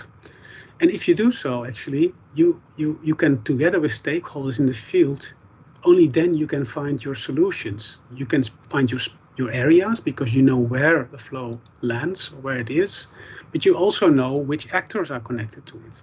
So we did this for these 6 regions in Europe, among them also Naples and Italy. And it's typical. You can see that in Naples it's really all waste is treated from the south to the north. That's a very interesting conclusion of that map. You see, on the contrary, for instance, in Amsterdam, it's much more diversified, the network. And we took it up into 4 more areas in Europe, and we are now actually also talking in the United States and also with Sydney in Australia to do the same for those countries and for those urban areas. Because you can already say, it tells a lot about how cities are organized, how they function, and also where the potentials lie and how much space they need and what distances they cover with their resources. You might say, okay, what does it have to do with let's say, with our field, with our domain of architecture and urban planning? Well, it's even, so one of these arrows, one of these flows, which I just showed, can also be, for instance, a very simple flow related to our construction of our cities. And to just give an example, this is the other project I would like to show, and I'll do it very fast because I won't like to end up with the spaces perspective of wastescapes. You can recover sludge. This is from sewage water, from toilet waste water, to build all kinds of new materials we can use for building our houses, our futures, our roads. But if you do so, you forget something, because in this wastewater I just showed in the example of China, there's a lot of valuable nutrients. And actually phosphorus, you see it highlighted to the right, P in our system. Actually phosphorus is one of the materials which is going to be depleted first of anything in the world. And we happen to need phosphorus. So if you lock it into something you think is circular, into let's say a sewage sludge-based composite, which is used for construction, then of course you're not very sustainable, because we need this phosphorus for our food system. Actually 90% of phosphorus in the world is needed for our food system, and phosphate rock, which is how we mine it now, is ending, and it's very non-sustainable at the moment. We have for about 15 to 20 year max of phosphate in the world, and if after that we have serious problems. At the same time, we dump our toilet wastewater, even if it's treated, in our oceans, and then you can see what happens. Phosphorus actually creates algae growth. It's a nutrient rich, which leads to other kinds of effects. That's an interesting concept to be aware of. So you know a flow exists in the city. It has outreach to our food system, which runs into the system again of the city. Yeah, we need food. If not, we will encroach. We will start the concept of autophagy. But on the other hand, we're also polluting. And this is really something which is happening. So what we need to do is we need to, let's say, elaborate these relations of cities with their hinterlands, with their territories, in another way than we are used to. It's not just a spatial, let's say, interrelation. It's really a space flow interrelation. It's based on, let's say, dependencies, on what I call reciprocities. And just to give you a bit of an outlook how we deal with this phosphorus example, because we always like to really realize what it's not a theoretical study, but it's really something to show. These are the 4, let's say, ways how you can recover phosphorus on the territory of the city on different scales, which is the numbers 1, 2, 3, and 4. We actually chose to do it on the smallest scale. It has been tested in Amsterdam in various scales to do so.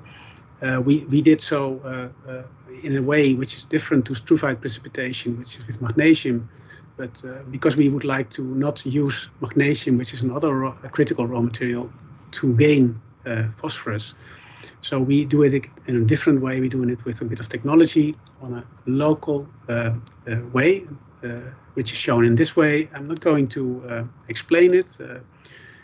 We built it in Amsterdam in this shipping container, and the shipping container actually is now it's a moving demo, so it's now on tour, so to say. Due to COVID, not too many places are, but it actually is going to Slovenia in the summer. It's at the moment at the Science Museum in Delft, and this is the position it had in Amsterdam before. Why I show it is just to make a bit clear that basing your city on renewables is not something simple. It's not something. It involves a lot of thinking. It involves different solutions on different scales. It involves technology. It involves nature. In our case, we have natural processes. This is just a very simple process. And I, of course, will go through this very fast, but not without having said that one of the positive side effects we found out in the start of COVID was that we could predict, other than, let's say, as a post-event that you see where COVID is happening, we could predict where COVID was going to peak, in which areas in the cities.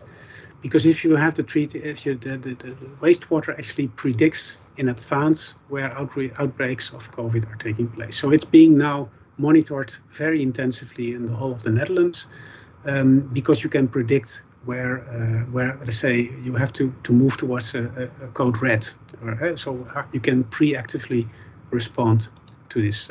So space flow and actually livability or health related issues are very connected, and it's very technical, so I will not I will click through these.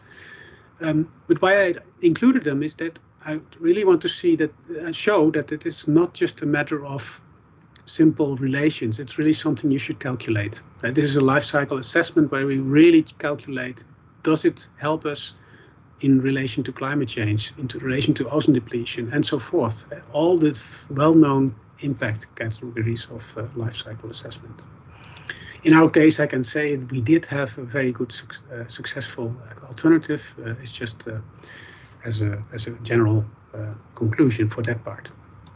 But I would like to move and to end with the relation to spaces. So we have developed this activity-based spatial material flow analysis, this platform, and why do you? What for sense does it make? Well, actually, if you know where a flow occurs, where a waste or where a resource occurs, a secondary resource, because that's what we call it, waste, but of course you should call it secondary resource, then you can connect it to a solution. So in the example of Amsterdam, we could connect a business, a bakery, with a lot of breadcrumbs to actually a brewery, which made beer. So, and the beer is now being brewed based on the crumbs of bread, really on the crumbs. But if it was actually a bakery for a large supermarket chain, so it was enough crumbs to really to brew a lot of beer. And these kind of connections, they were only made possible through, let's say, this material flow analysis and also the activity-based spatial material flow analysis. So I think the translation to spatial integration in our living environments is crucial. We should combine this flow perspective to space perspective. And not to forget, and that's the third important in the triangle, is of course the people perspective, the actors, which was addressed before in the lecture. But of course, it's not only for the sake of a circular economy. It's, well, I should say I'm an architect by architect engineer, I should say by education. So it's also for the sake of opportunities. Or for beauty.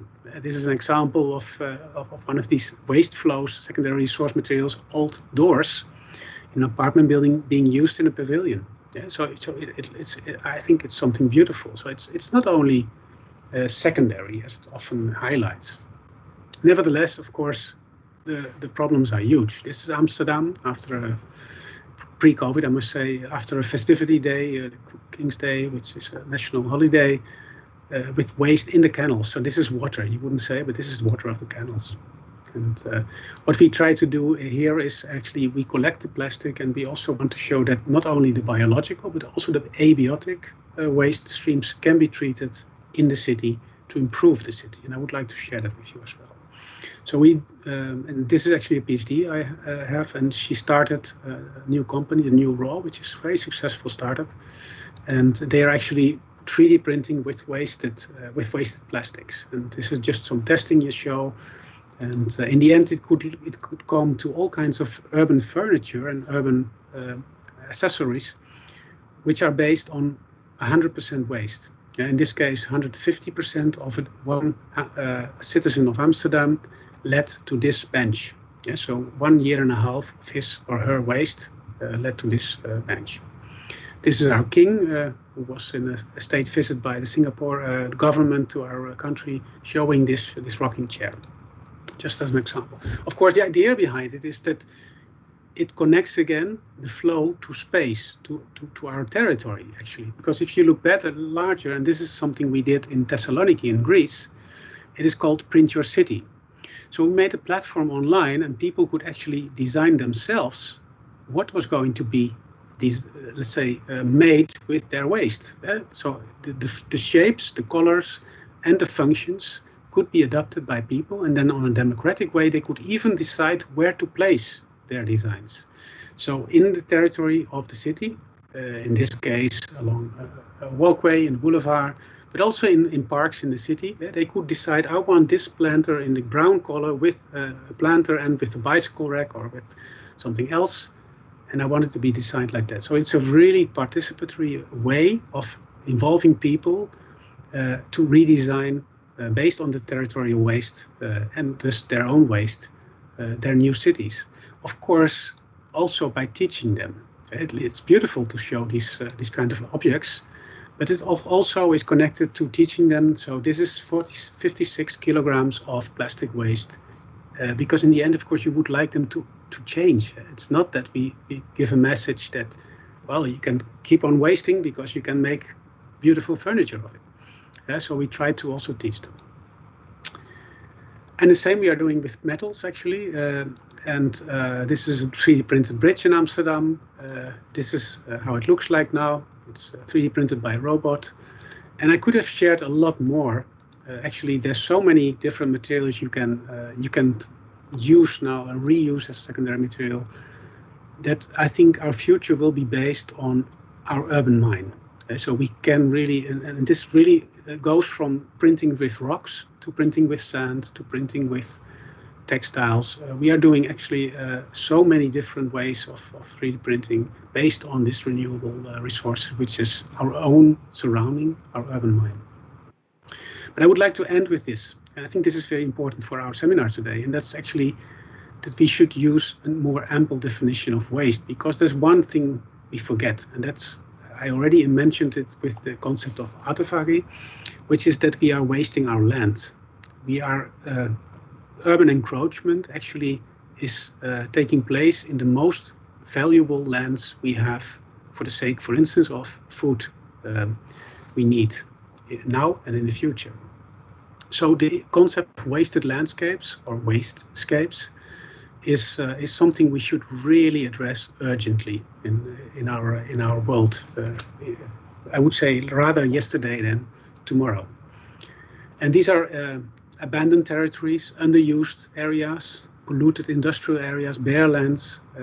And if you map them, you will be surprised. We did so in our project for 6 urban areas in Europe again, among which in Italy, in Naples. Well, you know, Naples has a bit of a name as a waste-related problem city, but it's as problematic in each of the other cities as well. And these problems connect to environmental challenges, to landscape-related challenges, to management challenges, to societal challenges related to conflicts or former conflicts, to economic challenges, perception challenges, and also in the end to knowledge and awareness challenges. So actually they are multiple, and I think you all are aware that these wastescapes, I think everybody of us can already immediately know, okay, this is a typical wastescape. And knowing that our ecological footprint, which I showed in the beginning, is so much larger than the space we have, we should address these wastescapes, or actually we should avoid wastescapes to occur. But of course, they are already degraded, they are already declining, they are already dross. And that has an environmental, a technological, but also a social value. And I think that's one of the big challenges of the coming decades, to be honest. We think of wastescapes like this, simple, small polluted scapes, but it's much wider than that. It's also often related to fringes in ports and areas, or even to nuisance zones in airports, to pollution or to neglected buildings and industry-scapes or horticulture-scapes like here. And that's actually something which can be mapped. So here we mapped it for Amsterdam, and so it's related to water, to waste, to soil contamination, and you can do it even for other areas like light pollution, like land use, and in the middle you see nuisance zones surrounding the airport and roads. These are all spaces which are not able to be used in all, let's say, for any functions anymore. They can for food, not at all times, if it's pollution, if it's a nuisance due to pollution, but it's really something which is important to know. And if you really add them all up, you will end into this map, and in our case, what we call the wastecape of Amsterdam. And you can see all these different colors, they add up, they sum up to a tremendous amount of space, even in a country like the Netherlands, which I'm not sure if you're familiar with the quote, but we always say, God created the world and the Dutch created the Netherlands. And it's because every piece of land in the Netherlands has been turned around already 5 times. So every piece of land has been redesigned, reused 5 times already. We have no leftover nature. But it leads to these kinds, even in our case, to these kinds of wastescapes. What we did with the students is, of course, then as a next step to have a look. Okay, but how could we address this aspect of wastescapes? How can we find eco-innovative solutions which combine the different challenges and can have a business case based on energy or on wastewater, and also solve the aspect of pollution through phytoremediation or through other concepts. And I think this is really important, that we should move these wastescapes towards regenerative scapes, because it has a very strong environmental need, but also a social need, and in the end, a need to survive, I would say. Well, some examples, I showed it before. The High Line was a wastescape in a way. It was a wasted infrastructure. In Amsterdam, we have these industry zones which are now remodeled. They were also very polluted, and we started with a very small area, which was it was impossible to live here because there was arsenicum in the soil. So actually, there was a group of people, and we helped them, and they bought this old houseboats, which were actually almost sinking, and they put them on the soil, because they were not allowed to dig in the soil because it's polluted land. So they have an elevated pathway, and with phytoremediation with plants, it's now about almost 10 years of phytoremediated treatment. It gets better, but these processes, they take up to 20 years sometimes, like in this case. And so you could improve these lands, these wastescapes, but it takes time. And in this case, it is done in a very interesting way, because they, as a symbolic, they put these arks of Noah in the areas, and of course they are now allowed legally to live there, and also to grow their crops and to also regenerate their nutrients, like I shown before. I will skip these 3 because it tells a little bit about, let's say, the engineering behind it, which is my field, of course. But I would just like to end with this notion that we should make a better use of the combined perspective of green, let's say, and red, of people's perspective and natural perspective. Only then we can move towards this regenerative positive impact. And yes, well, we are looking at the 3rd wave, some countries to the 4th wave of COVID. You see these engineers, these scientists looking back.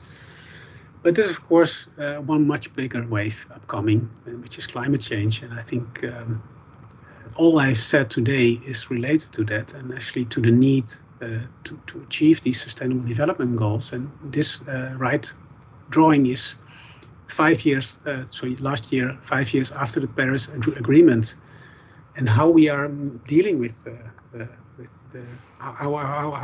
what is the status quo of our promised goal set, and we are lagging behind, in particular related to climate change and also to land use and to a couple of other SDGs. So I think it's important that you try to change, and to move from degenerating to regenerating perspective. Okay, thank you. Thank you very much. Thank you very much, Professor Fantin, for this other spatial perspective and description on the transition, specifically from the flows to the space within this metabolic process. And now I will leave the stage to Professor David Maxmut.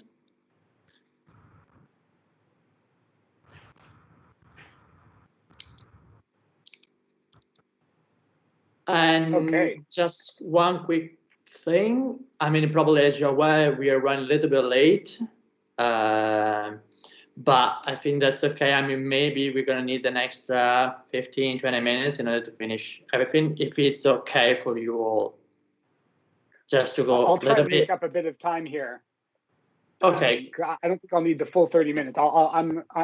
Unfortunately, I'm a fast talker, so. No, that's good. I was talking generally speaking, so that's perfect. So I'm very happy to be here, and kind of particularly interesting to, I think, a juxtaposition with the presentation. I want to carry forward the theme of urban metabolism and how we can think about it, but I'm going to do that kind of in a more historical perspective. And in particular, what I want to argue, and I'm going to kind of, flesh this out over the course of the presentation, is that if we look back over the last 100 or so years, the concept of metabolism has basically served as an organizing metaphor within the social sciences for the relationship between humans and the material or natural world in the context of cities and urbanization. And in particular, that we can chart a kind of transformation of the concept of urban metabolism as an idea, and as how that idea gets applied to research, to attempts to transform the world through policy, politics, everyday life.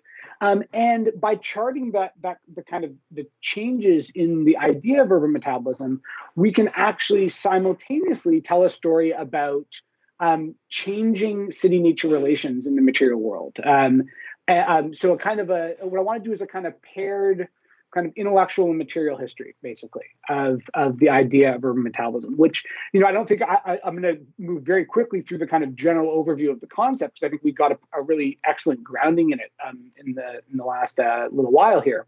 But just to note that, this idea of metabolism, when applied to cities and urban systems, has been used and can be used to characterize material flows through cities, right? It tells us about local environmental politics. So in other words, how people relate conditions of life and conditions of power relations within cities to questions of the human relationship with the natural environment.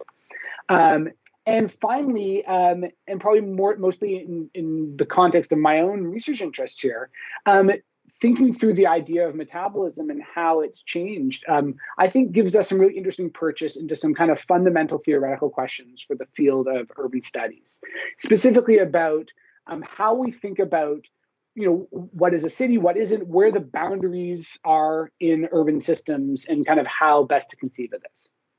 So that's going to be kind of the territory that I'm going to take us through to some extent in the next little while.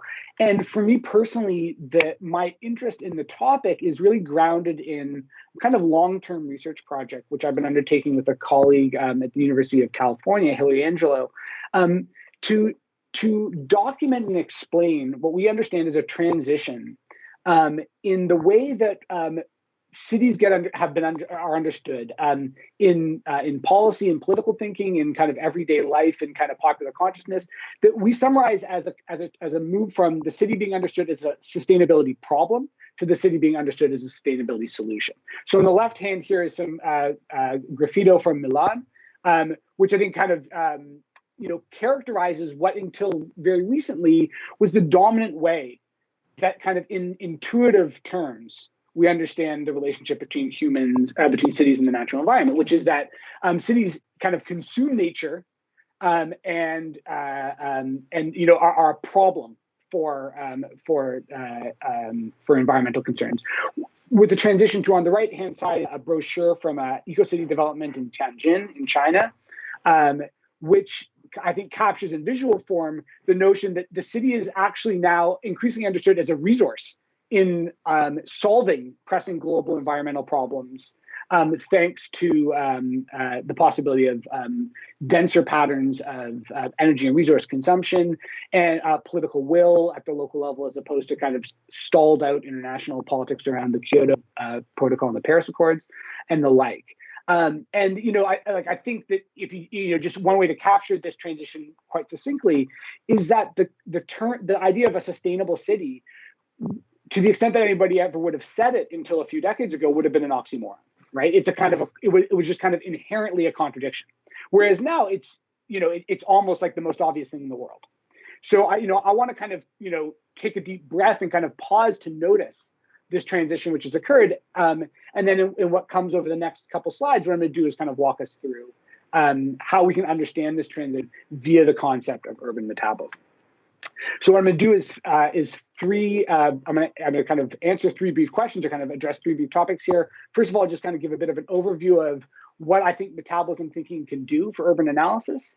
Then I'm going to chart out 4 eras of in the history of urban social science where the concept of metabolism, kind of expresses some of these kind of broader understandings of human nature relationships in cities and outside cities. And then lastly, I'll say a couple quick words at the end about where I think we can go with the idea of urban metabolism today. Okay, so what does metabolism thinking do for urban analysis? We already got a bit of this overview, but in brief, historically speaking, the term metabolism was coined in the early 19th century in biology, right? It was a term to describe a process of chemical changes within living cells, and it was applied very quickly thereafter in the context of the social sciences, first by Karl Marx, who used the concept of metabolism fairly extensively in a kind of varied ways throughout his writings, basically to describe 2 things. First of all, the human transformation of nature through labor.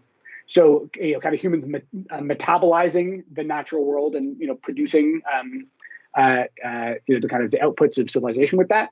And then second, Marx used the idea of metabolism as a metaphor to describe the circulation of commodities in the capitalist economy. I'm going to talk in a bit about how it kind of made its jump into thinking about cities, but I think it's, as a kind of a generalization, it's fair to say that metabolism thinking kind of consistently draws our attentions to the dynamic and system properties of urban environments. And so for me, this kind of, this encompasses a set of different kind of related ideas. So first of all, just in its nature, the metaphor of metabolism is a way to describe and characterize circulation, change, and growth, right? These kind of dynamic properties where where even a kind of like an apparently relatively static thing is reproduced through processes of circulation and change. And so likewise, we can kind of think, through urban systems that way.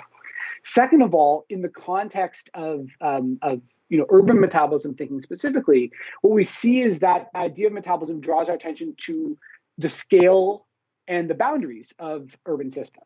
Some point I'm going to develop, quite a bit in what's to come here. Third, it draws our attention to who or what are the participants within a given system of, kind of change and transformation, and kind of what their relative positions are. And then lastly, and I'm going to need a second to explain this a bit more, I think that metabolism thinking helps draw our attention to what I would call the partitioning of green and gray within an urban system. And so the idea here is that, and this is kind of building off some work I've done with Hilary Angelo, that we've noted that an aesthetic fact about modern capitalist urbanization is the presence of the kind of consistent presence of what we call green and gray elements. What we mean by this is that there's like a common sense, which is, to be clear, is not uniform or monolithic. It's geographically and historically specific, but it's a common sense about what is natural, what is environmental, what is human, what is social, right? And in some of our work, we've kind of charted how those ideas, what we call green and gray urban natures, have changed and kind of developed over time. But the basic idea is that the everyday experience of cities kind of tends to reinforce, phenomenologically, in terms, like experientially, in terms of the way we interact with space, a kind of intuitive distinction between natural world and the kind of human artificial world. And that's true, if we think about kind of, dense, polluted cities, during the Industrial Revolution, where, green nature is very scarce or hard to find. It's kind of, that contrast is very obvious, but it's equally true in the context of a modern, much more kind of like environmentally integrated city where there's plenty of access to park space, to other forms of natural space within cities, the experience of those natural spaces versus the experience of the kind of human man-made ones kind of reinforces this kind of opposition between green and gray, which I think is quite important. So what I want to do now is kind of unpack this in this in the context of a very, very quick history of the way that the concept of metabolism has been used in urban social science. And for me, I've got kind of 4 signposts here, 4 kind of historical moments, which I want to recount, but while being clear that I don't see these as periods of time which start and then end to be replaced by subsequent kind of totally discrete periods. It's more like these are kind of ideas which get introduced and never really go away. So, it's a kind of an accumulation of different ways of thinking about human environment and kind of city environment relations, throughout the course, basically, of the 20th and 21st century. And where I start is with the first use of the concept of metabolism in the social sciences, applied directly to cities, which is the Chicago School of Sociology. The kind of the Robert Park, a student of Max Weber, kind of systematizes the study of cities through a kind of a sociological lens in the first couple decades of the 20th century. And I'll put up on the screen here this very famous diagram of Ernst Burgess, who's a member of the Chicago School of Sociology, to this kind of dartboard idea of the city as a kind of a set of concentric circles that are functionally differentiated from each other. Just mention in the article where Burgess describes the, draws this kind of schematic idea of the social life of cities. What he did, he's really concerned with the process of urban growth and urban change. And the way he describes this, he says, urban growth may be even more fundamentally stated as the resultant of processes of organization and disorganization, like the anabolic and catabolic processes of metabolism in the human body. So this is Burgess in 1925. And actually the notion that the city is a kind of analogy with biological systems by the 1920s is very common. The Chicago School kind of really formalizes this approach, which is human ecology, right? Like very much, very clearly in analogy to natural ecology. I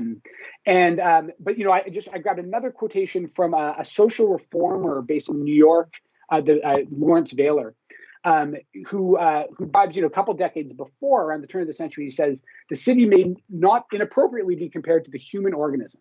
Its streets are the veins and arteries through which the blood circulates. Its parks are the lungs through which it breathes. And civic spirit and enlightened public sentiment are the directing intelligence which controls its movements and its life.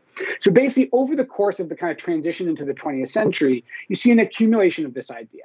And just to kind of to be clear about, one of the potential kind of implications of this kind of analogical thinking of, cities as systems that we can, working kind of analogy to biological systems like the human body or, some kind of natural ecosystem.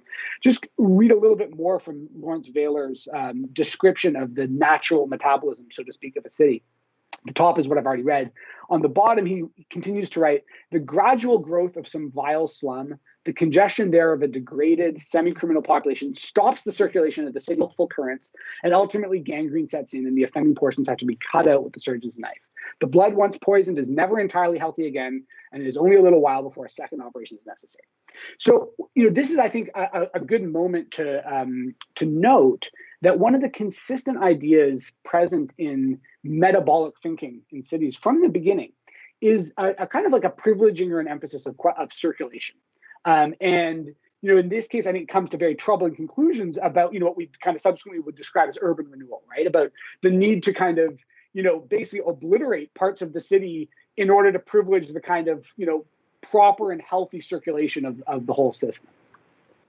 So to wrap up this first period of time of urban metabolism as kind of society and analogy to nature, as I've been describing it, we can identify some ideas of what are the conditions for change of the urban system, which in the case of the Chicago School of Sociology in this time period are really about the internal social dynamics of cities. We can think about what kind of concept of the scale and boundaries of the system we get, and this is very clear that the city as a self-contained system. It's very striking about the early uses of urban metabolism that they are entirely in an analogous relationship with nature. There's very, very little attention paid to the kind of, to the natural world as we'll see in a minute, as a kind of source of inputs into the city. There's concern with immigration, with how human beings move between different urban systems. But the use of metabolism is strictly speaking as an analogy here. The participants in this system, it's individual humans as well as the kind of social groupings, communities and neighborhoods that are so core to the human ecology approach. And then lastly, when we think about how green and gray ideas get kind of partitioned within the system, it's very clear that the city is the domain of the social, and nature, to the extent that it's considered at all, lies outside. Okay, so we take the story forward into the post-war era, into the idea of industrial ecology, which I think kind of has its one of the kind of big early moments of this is Abel Woolman's article, "The Metabolism of Cities" from 1965. And I think we're still it's still kind of a thriving area of research, of understanding, of using metabolism as a way to characterize the way that materials flow into, throughout, and then out of cities. So unlike the human ecology approach of the Chicago School, nature is no longer just a metaphor here.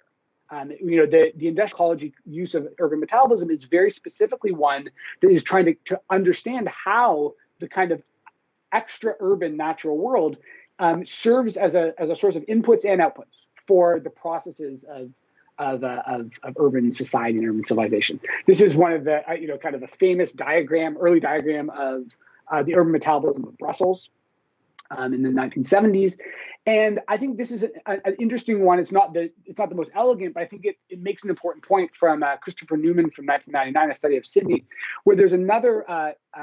He's got a kind of more conventional. Here are the measure the resources and the waste flows, but he also attempts to incorporate kind of non-material dimensions of human society, which describes, kind of our, given the heading here, livability, as part of what are produced through the process of urban metabolism.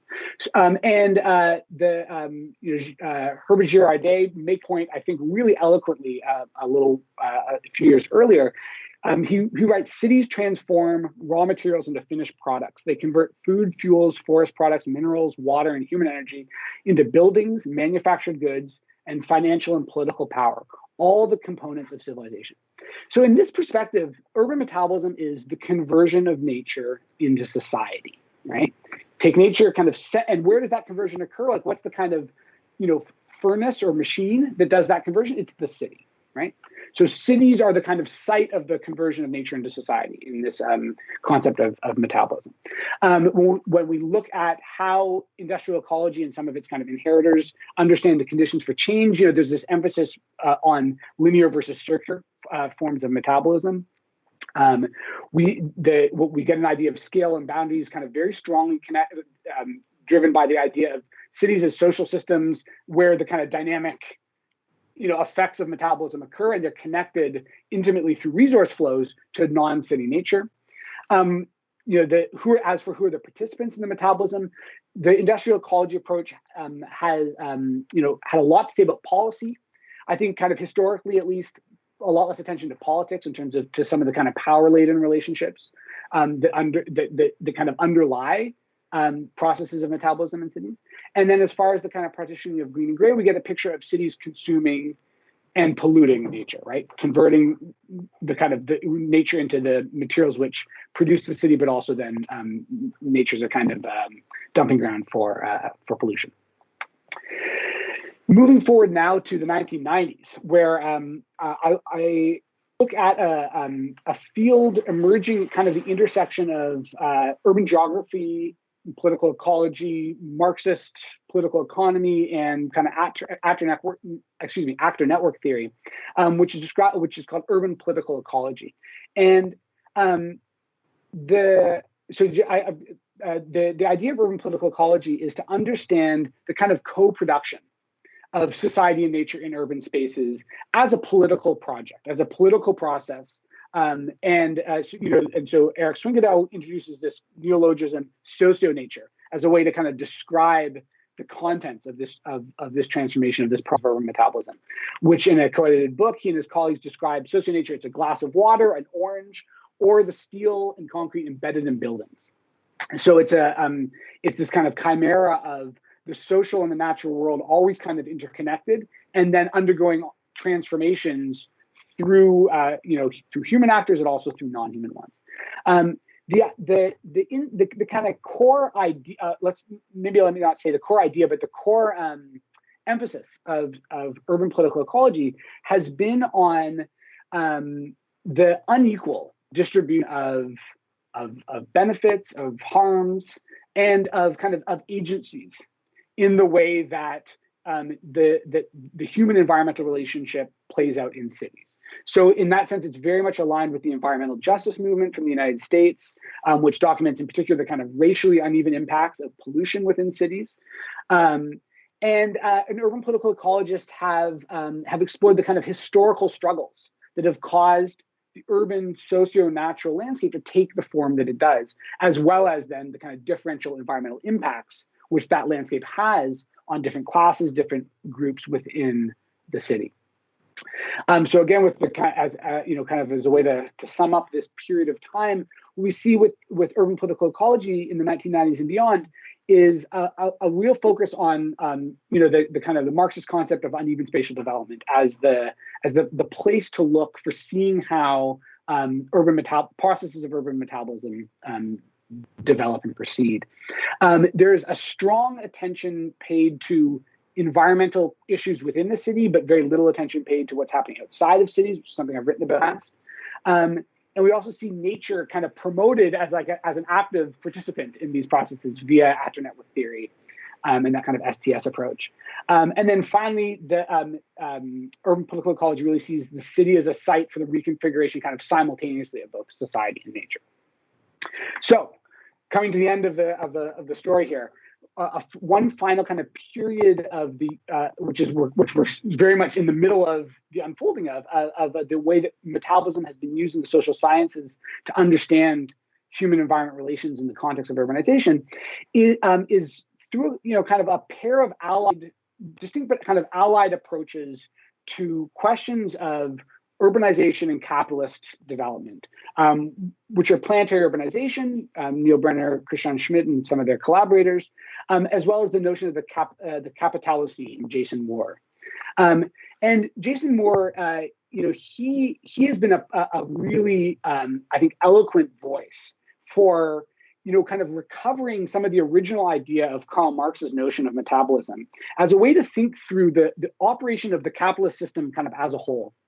And to really insist on the intertwined human and natural dimensions of that kind of planetary scaled metabolism. So he describes kind of his object of analysis as a singular, internally diverse, histologically variant, and geographically uneven metabolism of humanity and nature, which he describes in the kind of the current era with the term Capitalocene, which is I always find hard to pronounce, but it effectively draws our attention to the way that the processes of capitalist accumulation, development, and reproduction shape the planet as an environmental space, as a human space, and the rest of it. And then on the urbanization side, the notion of planetary urbanization isn't only doing this, but one thing that it's doing is an attempt to kind of insert urbanization into a theory of that capital nature relation on a global scale. So I know Nikos is going to talk in a few minutes, so I thought I'd put up a map that he and Neil Brenner made, juxtaposing in orange. I'm not sure how well these points what the resolution looks like on your end, but these are the sites of human agglomeration, cities, urban regions, and then in dark gray are all the areas which are under kind of active human use, mostly kind of primary resource production. And to make the point that when we're thinking about urban systems, there's a kind of, there's a tendency either to focus exclusively on what's happening in the orange zones, or to kind of focus on the orange zones in relation to an extremely kind of unspatialized and generic kind of other, an outside where, nature is a kind of source of materials, as a dumping ground. But spatializing that understanding, in this case on a global scale, but also we can do that kind of more regionally, at a set of different scales, and we saw a great example of that in the last presentation, draws our attention to different kind of, like a different understanding of the scalar and kind of, territorially bounded nature of urban systems. So, so here to wrap up, if we think about the planetary urbanization and the Jason Moore approach to urban metabolism, what we see is, again, sharing with urban political ecology an emphasis on uneven spatial development as the kind of conditions for change, but very explicitly in this case, linking cities to much broader hinterlands, which are kind of regional, but also potentially national, international, global. Second, the thinking about scale and boundaries is kind of radically transformed in this understanding of urban systems, away from cities as kind of bounded entities, either on their own or in relation to other non-city spaces, instead to what Brenner and Schmidt describe as a kind of dialectic of concentration and extension in urban systems, kind of forces of agglomeration and then forces of kind of centrifugal forces. The focus on the participants driving this metabolism is very, I don't think needs to, but in practice has tended to operate at a kind of pretty high structural level in terms of thinking about the processes of accumulation and also of regulation of accumulation, kind of set the large scale scene for capitalist urbanization. And then finally, and kind of this is where some of the work that I've done comes in, as part of this approach to urbanization, we see a kind of an attempt to take on some of these kind of intuitive representations of the human and the natural world as ideological explananda. In other words, it's kind of phenomenon to be explained as opposed to just kind of taken for granted. So to wrap up, one way we could describe, my last 20 or so slides is with a series of, kind of somewhat primitive, but I think kind of interesting diagrams here, where we kind of chart this like evolving relationship between cities and the natural world in these four moments. So, kind of a cities versus nature idea in human ecology, the industrial ecology approach, which kind of integrates via these kind of resource flows, cities into the natural world. And then in urban political ecology, a kind of this notion of socio-nature as this kind of always already intertwined human and natural processes occurring within cities, but not a lot of attention paid to what's happening outside of that. And then finally, a kind of a planetary urbanization approach, which doesn't deny the existence of these kind of sites of agglomeration, but tries to put them in the context of processes of concentration and extension, which kind of always inherently involve different arrangements of human and non-human materials. So, I end with a phrase from the sociologist and geographer Brian Barry. He described, his kind of objective analysis as cities as systems within systems of cities, trying to capture the notion that cities, when you applying systems thinking to the urban, is kind of always inherently about understanding cities as themselves systems, but ones which are also always contextualized in broader systems. And so I think that there's a lot of merit to that notion, particularly once we insert this concept of cities as socio-natural systems within socio-natural systems of cities. In other words, human environment relations as being kind of configured within individually bounded urban spaces, always in a kind of broader context. And so I think that currently metabolism thinking, what I see as kind of a lot of the sources of excitement from my perspective is, a move towards a lot more comparative analysis, towards more attention to scale and the way scale gets reconfigured, to increasing methodological sophistication in the actual measurements, particularly of resource flows.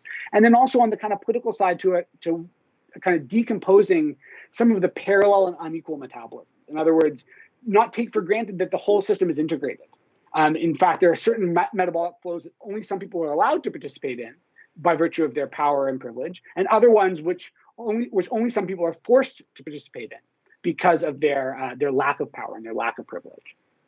But the questions that I guess I continue to have about the way we deploy metabolism as a way to think through urban systems is whether or not it kind of always ends up with a bit of an ontological prioritization of some of growth in these system properties, right? Which are, I think kind of have historical merit in various moments, but are not necessarily, shouldn't be taken for granted. I think secondly, there's this kind of tendency towards binary thinking about cities versus non-city spaces, which I think we're kind of overcoming slowly but surely. And then lastly, I think we need continued attention to which people and which resource flows matter in the composition of urban metabolisms. So with that, I'll say thank you very much. I look forward to the discussion. Yeah, great. Thank you, Professor Baxmuth as well. And now I will leave the stage immediately as we try to run really with the time to our discussions for today, and we will start with Mathieu Berger, and then Katsikis, and then to close Mare. I would suggest also a very quick instruction to our public audience. If they wanna just ask some questions, please raise your digital hand, and so we'll be able to collect all the questions. Thank you. So, Mathieu Berger? Yes, thank you. Can you hear me? It's okay? Yeah. All right. Here. So, thanks to the three excellent speakers. I will just have a very general comment. I'm a sociologist. I'm not particularly specialized in the metabolic approach, nor actually in the environmental aspects of urbanization and in the city. But I was interested in your notion of a resource, this idea of the city as a renewable resource. And I would like to address it a little bit. And I guess that it will maybe resonate with some of the aspects of David Waxman's presentation, maybe also Miodrag Mitrazinovic's one. So first, you consider not only space as a resource, but city as a resource. And this would include the built environment, but also the social environment, or the so-called social infrastructure, as Miodrag said in his presentation. However, as Miodrag said as well, this human social life cannot be considered as a resource that would be simply there. It's not a physical or biological resource, and I believe social life is a particularly complex and fragile resource if it can be considered as a resource at all.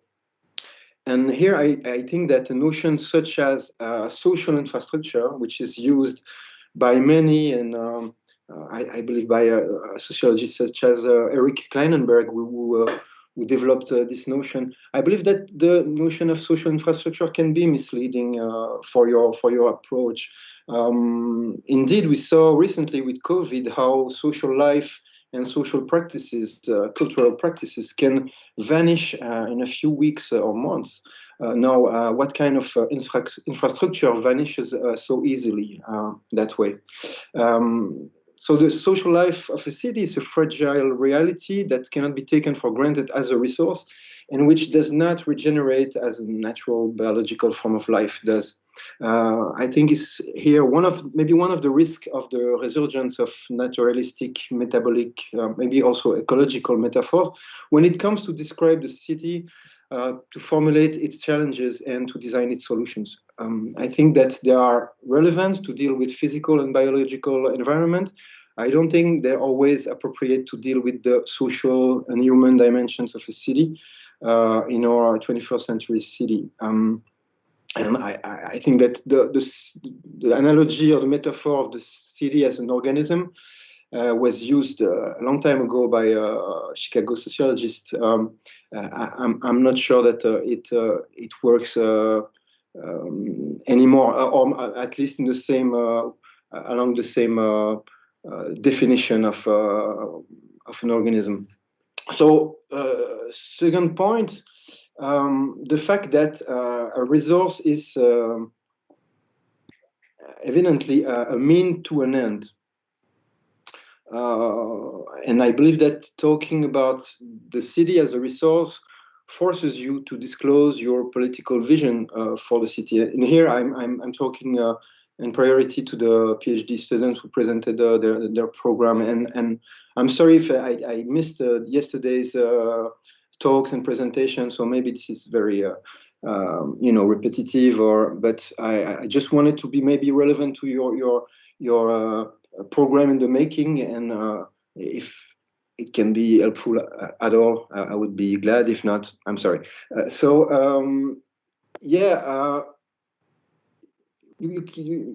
difficult to consider the city as a resource without specifying the ends that are pursued So a resource to what end and a resource for whom. Miodrag presented in his introduction that city can be a resource for corporations or for communities.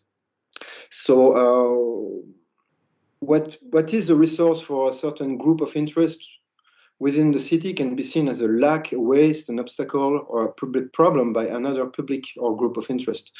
In a city like New York City, the population of low-wages migrant workers are a resource that is continually renewed, regenerated, and at the disposal of business owners. So I'm pretty sure that this was not your idea of the city as a renewable resource, but they can be considered as a renewable resource. Why not? Under a certain vision of the city, which presupposes capitalistic economic development. So the idea of proletariat itself, or lumpen proletariat, that would form this population of migrant workers, actually, on an etymological level, proletariat means what this form of life, of human life, which proliferates, which reproduces themselves endlessly, and that will guarantee an endless renewable human resource. So I believe that talking about city as a resource engages you to elaborate the politics, the praxis, the vision according to which the city, its spaces, its social life can be considered as a resource. And I really think that this applies as well to some types of urban elements that will be taken for granted as resources, such as the blue and the green elements. That is, of course, water and vegetation. Just a short example of that based on Brussels' situation. So in Brussels, close to the Brussels North Station, the so-called Brussels North area, we have this park called the Parc Maximilien, which has been occupied this last 5 years by 1,000 of migrant people. I mean, 1,000 people at the same time occupying the park and its surroundings. So according to these people, this park has represented this last year a precious resource. It was the case for these refugee people from Syria, Ethiopia, Sudan, who occupied the park and its surroundings. The park was considered as a possible and available place for arrival, and the neighborhood around was sort of a transition area in the sense of the Chicago school. So it proposed a certain resource according to the origin of this specific part of the population. Of course, according to other people in Brussels and a large coalition of these people, this Maximilian Park was not considered as a resource, but to the contrary, as a stigma, a nuisance, a source of trouble. So among this second group of people, some of them had their own idea of how this area could become a valuable resource for Brussels. And actually, it happens that a river runs under the park. It's actually the Brussels River, the Seine, which has been covered and which has been deviated in the canal, right, in the center of Brussels. And now you have this whole program to reopen the Seine, to reopen the river, and to transform this area of Brussels North neighborhood and the Maximilian Park in an ecological a place that would have an ecological value for the city of Brussels.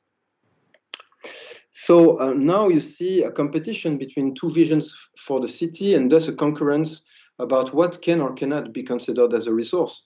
And here, the river and the blue and green elements are not only ecological and environmental resources for the city of Brussels, they also become a social and political resource that would help them to get rid of the migrants and kick them out of the area. So here I would like maybe to add a last element. I said that in order to consider the city as a resource, one has to disclose his political vision and agenda. But I also believe that in order to consider the city as a resource and what can be considered or not as a resource in the city, one needs a contextualized and situated approach. In this example that I just mentioned, it happens in Brussels' northern quarter. That is a train station neighborhood in the heart of the capital of Europe. So in this specific place and situation, should this area be a place where a certain kind of transition area can exist and where spaces of arrival can be found for the migrants that are taken in the flow of their of these migratory dynamics, or should this place in this very neighborhood close to one of the most busy train stations in the country, should this place become a peaceful green area where the civil servants of the administration of the district will be able to have picnics and to walk in a very bucolic atmosphere. So this is, I guess, the aspect that I wanted to address regarding this whole notion of resource and city as a renewable resource. I'm not sure if I still have some time or if I'm run out of time. That's okay for me. I mean, you might have another 3 minutes, since actually we're already out of time. No, I will stop there. Okay, I was not too off, considering the very specific and specialized presentation, which focused mostly on these environmental dimensions. But I really believe that, and it was part also of David's presentation, but that we have this. One of our challenge here is to consider these complex ways where the social and the natural combine, and it appears, it manifests itself sometimes in a sort of a clash, and not exactly in the harmony that we would prefer. Yeah, in that kind of reciprocity that we were talking about before. And then I guess Nikos Katikis, please. Yes, so should we collect all the comments first and then we can have exactly. reaction? Yeah, we're going to collect all your comments and then we're going to open to the, I don't know for how many times, but yeah, open the discussion, get the feedback back from the lectures, and maybe some space for public questions, but we don't know yet. But okay, let's go through this. Yeah. Okay, perfect. So I thought maybe to offer some points for discussion later. So first of all, I'm very pleased to react to David's and Ariane's presentation, because with David we share the same thesis advisor, and with Ariane we share the same institutional roof.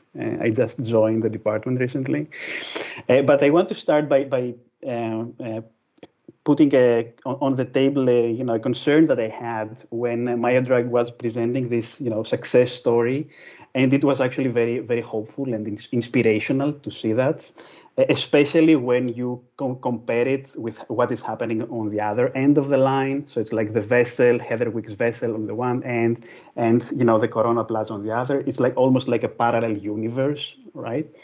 But I couldn't help thinking that maybe the role of the Queen's Museum was too instrumental in this case, and I was wondering if the project would have the same success in the absence of such a strong institutional player.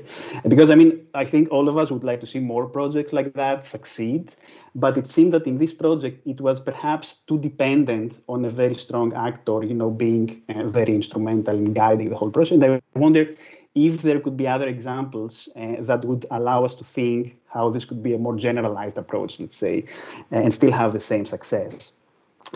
But I have to say again, it was a really inspirational case study to see that succeed. So for the next two presentations, I think because it was they were really interwoven in the issues that they were addressing. I have some points that could be addressed by both speakers.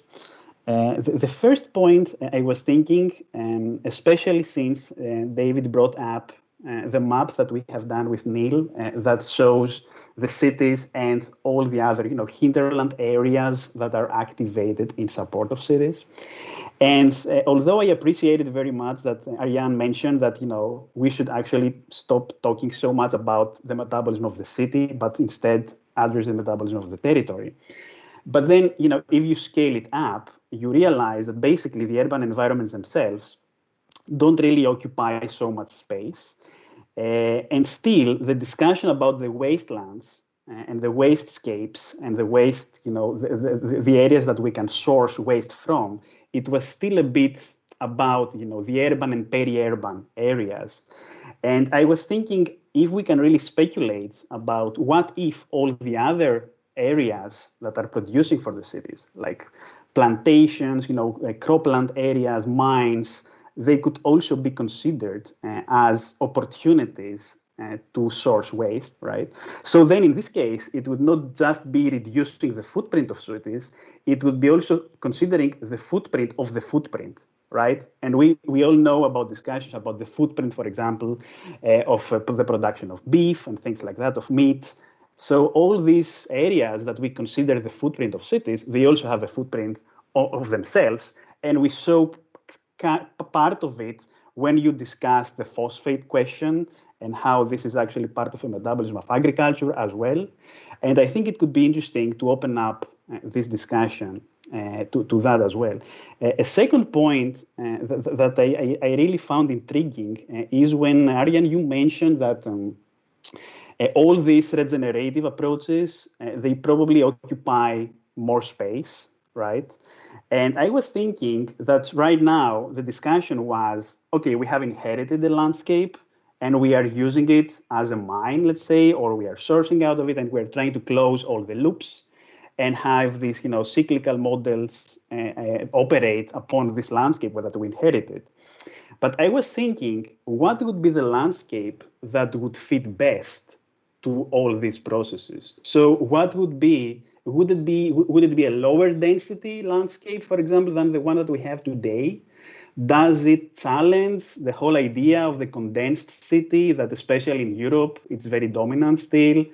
Do we look for a more, mixed use suburbia that is also productive, that is allowed to close the loops at a more local level? So I was thinking if there is a different form of the urban fabric that is better tuned or better aligned with this kind of approaches, instead of trying to work with what we have already, also project what we could have and what could be different about it.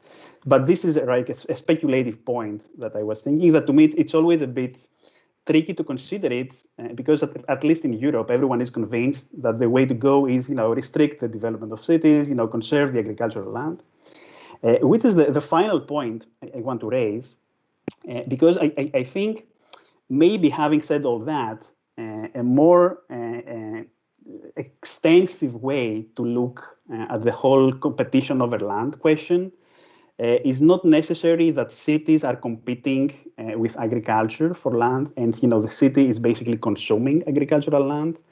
But actually, at the same time that the city is consuming agricultural land in a place, urbanization is producing agricultural land in another place, right? So all the land grabbing, for example, that we saw in your map is part of this process, right?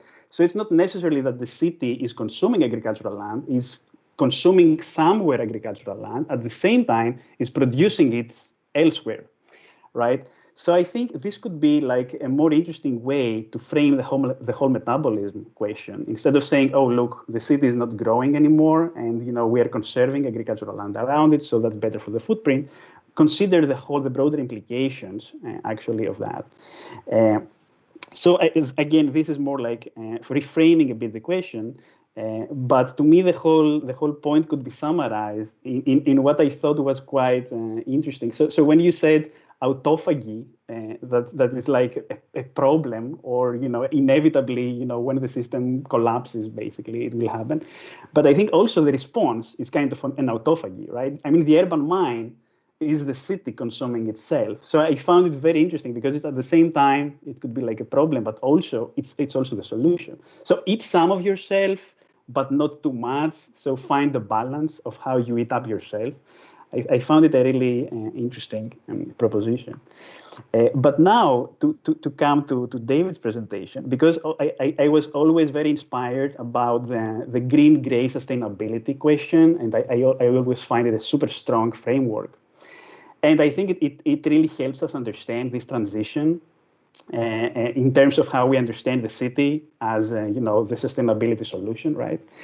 But I was thinking, going back to what I meant, for example, all these other landscapes that are beyond the city, are they part of the gray or the green sustainability, or what would they look like? And would we have a similar transition like the one that you presented?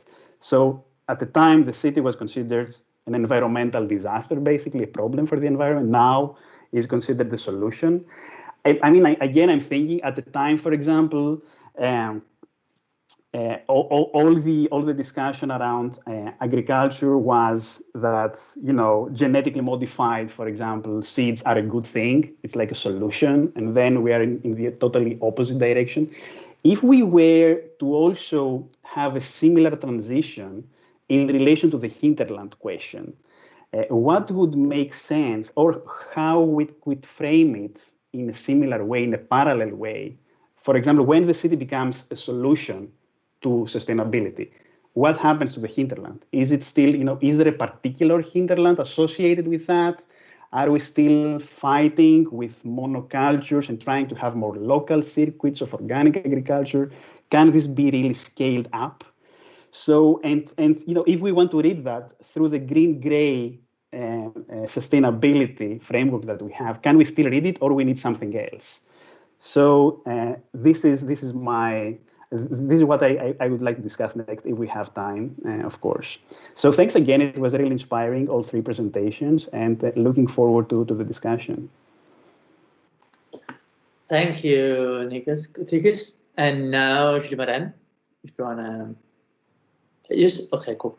Yes, okay. Thank you also from me to all the presenters and the responses. I hope everyone still has a bit of headspace. It's been a dense afternoon. Maybe firstly to connect a bit to what Nikos just said, this whole question of the city hinterland, I maybe wonder this placing them in opposition as city hinterland is maybe also something to be discussing, because for me the concept also from the reader that you sent of the city territory as a resource exactly for me evokes this idea of well, let's say, not look at it as much as a city hinterland question, but more as this interwoven, layered network of productive spaces and within let's say, the entire horizontal spread across the earth. Maybe another thing that I noted down. I started a bit from the question that you sent me prior to this, where you asked to elaborate a little bit on the role of urban landscape design in circular economy transition. And here, when I thought about it, I refer a bit to it as what you write in the text: the territory as a repository of multiple life cycles, which requires new design tools. And so for me, urban landscape design really is a very powerful approach and has powerful tools to deal with that in circular economy, because circular economy it begins and it ends in the landscape. Often it is deterritorialized. I think in for example the main conceptualizations such as the butterfly diagram that was shown. It's very abstract, as if it has where is the place of origin. It's abstracted, and for me, yes, this question of as what in Arian's presentation was discussed, of moving forward from this approach of flows to more a spatial approach. indeed already brings in actors and makes it more concrete.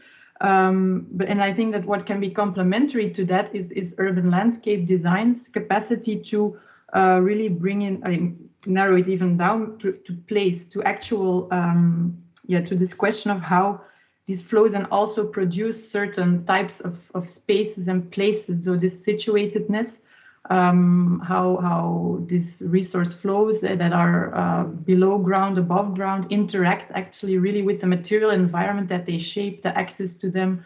That was one thing, and I think it also relates to this thing that was said about that these regenerative systems that are usually landscape based, they really require space. So this is ultimately when it then really lands on the ground and becomes a project, it's an urban landscape design question.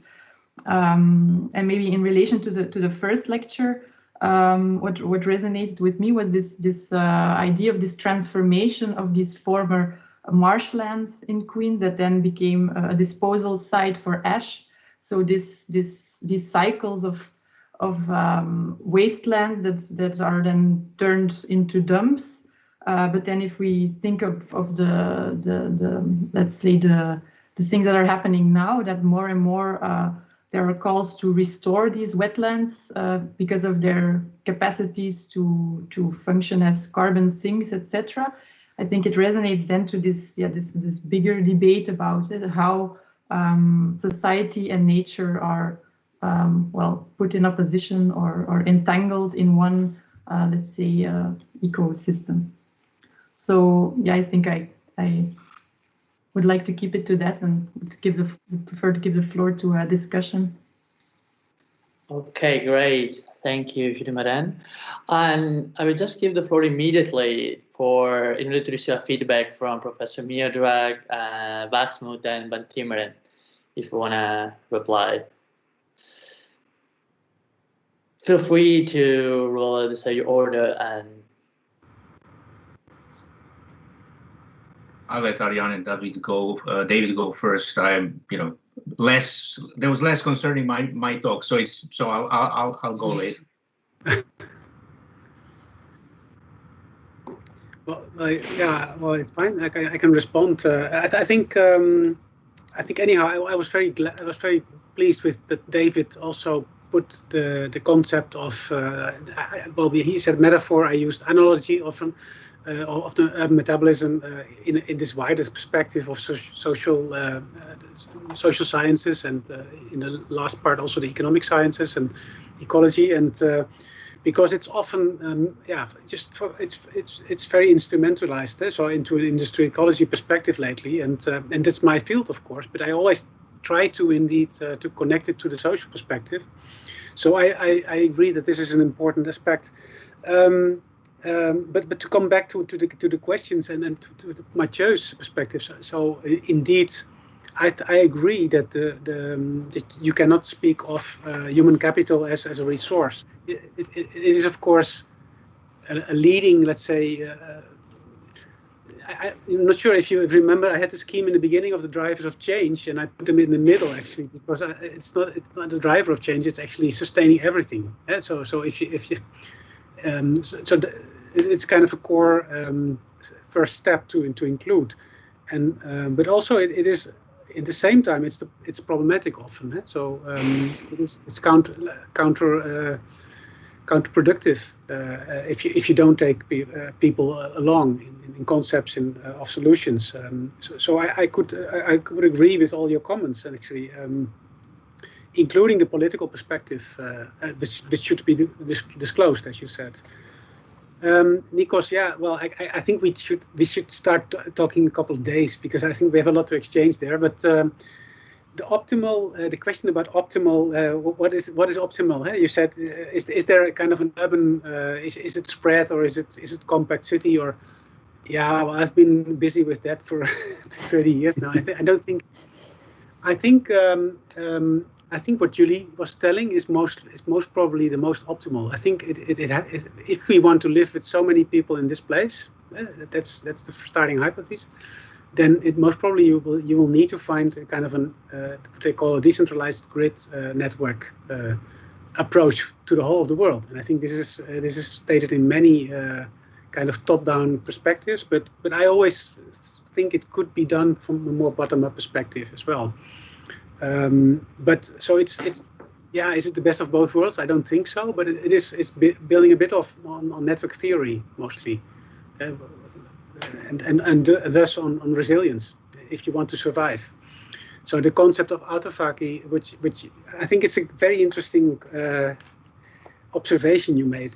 You're totally right. It's of course, autophagy is a natural concept. It's a defense system. So if there's nothing left to eat, your body starts eating your fat at first, and then your proteins, and it really has a cascading up till the end. And the same happens with cities.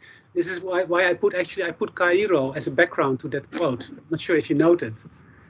Egypt and Cairo is an example which is really in this process of autophagy for the past 20 to 30 years. And there's a couple of more examples, not just Cairo. I can also say a couple of other companies. But it is indeed also so you can say it's a natural process. So it's also part of the solution. I agree. Yeah, but then I think equity comes up. I think, of course, I think we have rights. We should have all the same human rights. And yeah, that's a political discussion, and it's impossible to answer that. But so I think, yeah, I think to me, I used autophagy as a kind of, it's the last thing you would like to fall back upon, for that purpose, I always tend to try to find solutions in multiple use of space, multiple use of solutions, economic solutions, which could really solve with several things in one. But the problem actually is that we are living on the overshoot of the past, so on our of past reserves. So I'm not sure if that's very negative outlook. And finally, Julie. Yeah, so like I said, I think this interwovenness, I agree. I think this is why I'm so interested in the peri-urban areas, is because they have, from a negative perspective, they have this interwovenness at the moment. So they are at siege by cities. They are actually the areas which contain still agriculture. They contain infrastructures. They contain all kinds of technical wastegapes, and so everything comes together, and they even let's say have the hinterland meet with the urban, the rural with the urban. So should they be pushed outside? No, I think actually it could work the other way. So I'm really interested in how we can learn from the peri-urban and bend it into a positive development. Now it's actually it's often under pressure towards urbanization, and I think it could be reversed perhaps as well. And I think then of course stakeholders are conditional, I would say, to include. Yeah. But I'm now talking too much. So David, please feel free. Great, thanks. I just want to maybe just say a couple quick sentences in response to. I mean, I think Nikos raised for me like a question I'm going to go away and think about a bunch more by myself when I got some time. But I'll just say a couple quick things off the top of my head about this question. What he asked about, if the city is becoming a kind of sustainability solution, what happens to the hinterland? And I think it's such a kind of a key question. I'm just going to quickly share a picture here of, this is from the paper that I wrote with my colleague about kind of green and gray ideas of urban nature. These are some renders from Masdar City, kind of one of the leading ideas of a sustainable city, a smart city. And then, which is, I think, kind of, there has let's say receded in ambition quite a bit from when the renders were made. But what this is showing is one of the elements, the design elements, which are these shades that open up during the daytime to block sun. This is the Middle East, there's a lot of sun, and then at nighttime kind of fold back in. And it's an interesting idea. There's a kind of an interesting aesthetic going along with it. But what I think is so kind of like revealing, or what this image communicates very clearly to me, is the way that high tech solutions to sustainability questions. These shades, providing shade is not itself such a high-tech idea, but of course doing it in a way that has solar cells that provide the energy to do the opening and closing and are responsive to changes in sunlight, etc.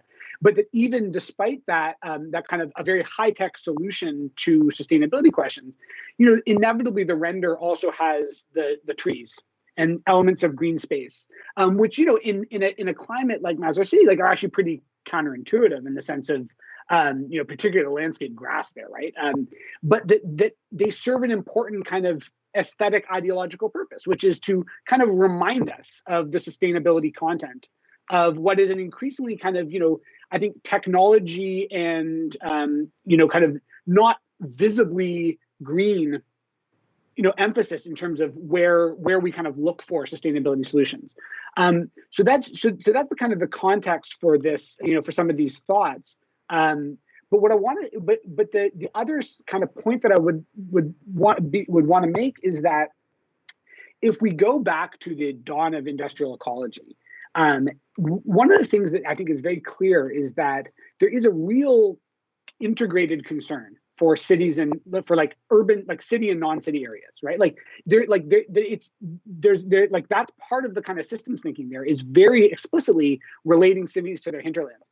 And, I think we one kind of path, and, I think it's a good path, is to kind of take that notion and make it better, be more sophisticated, be more, expansive, do a better job of that. And I think, so that Arjun, I think, is showing us kind of what that looks like, right?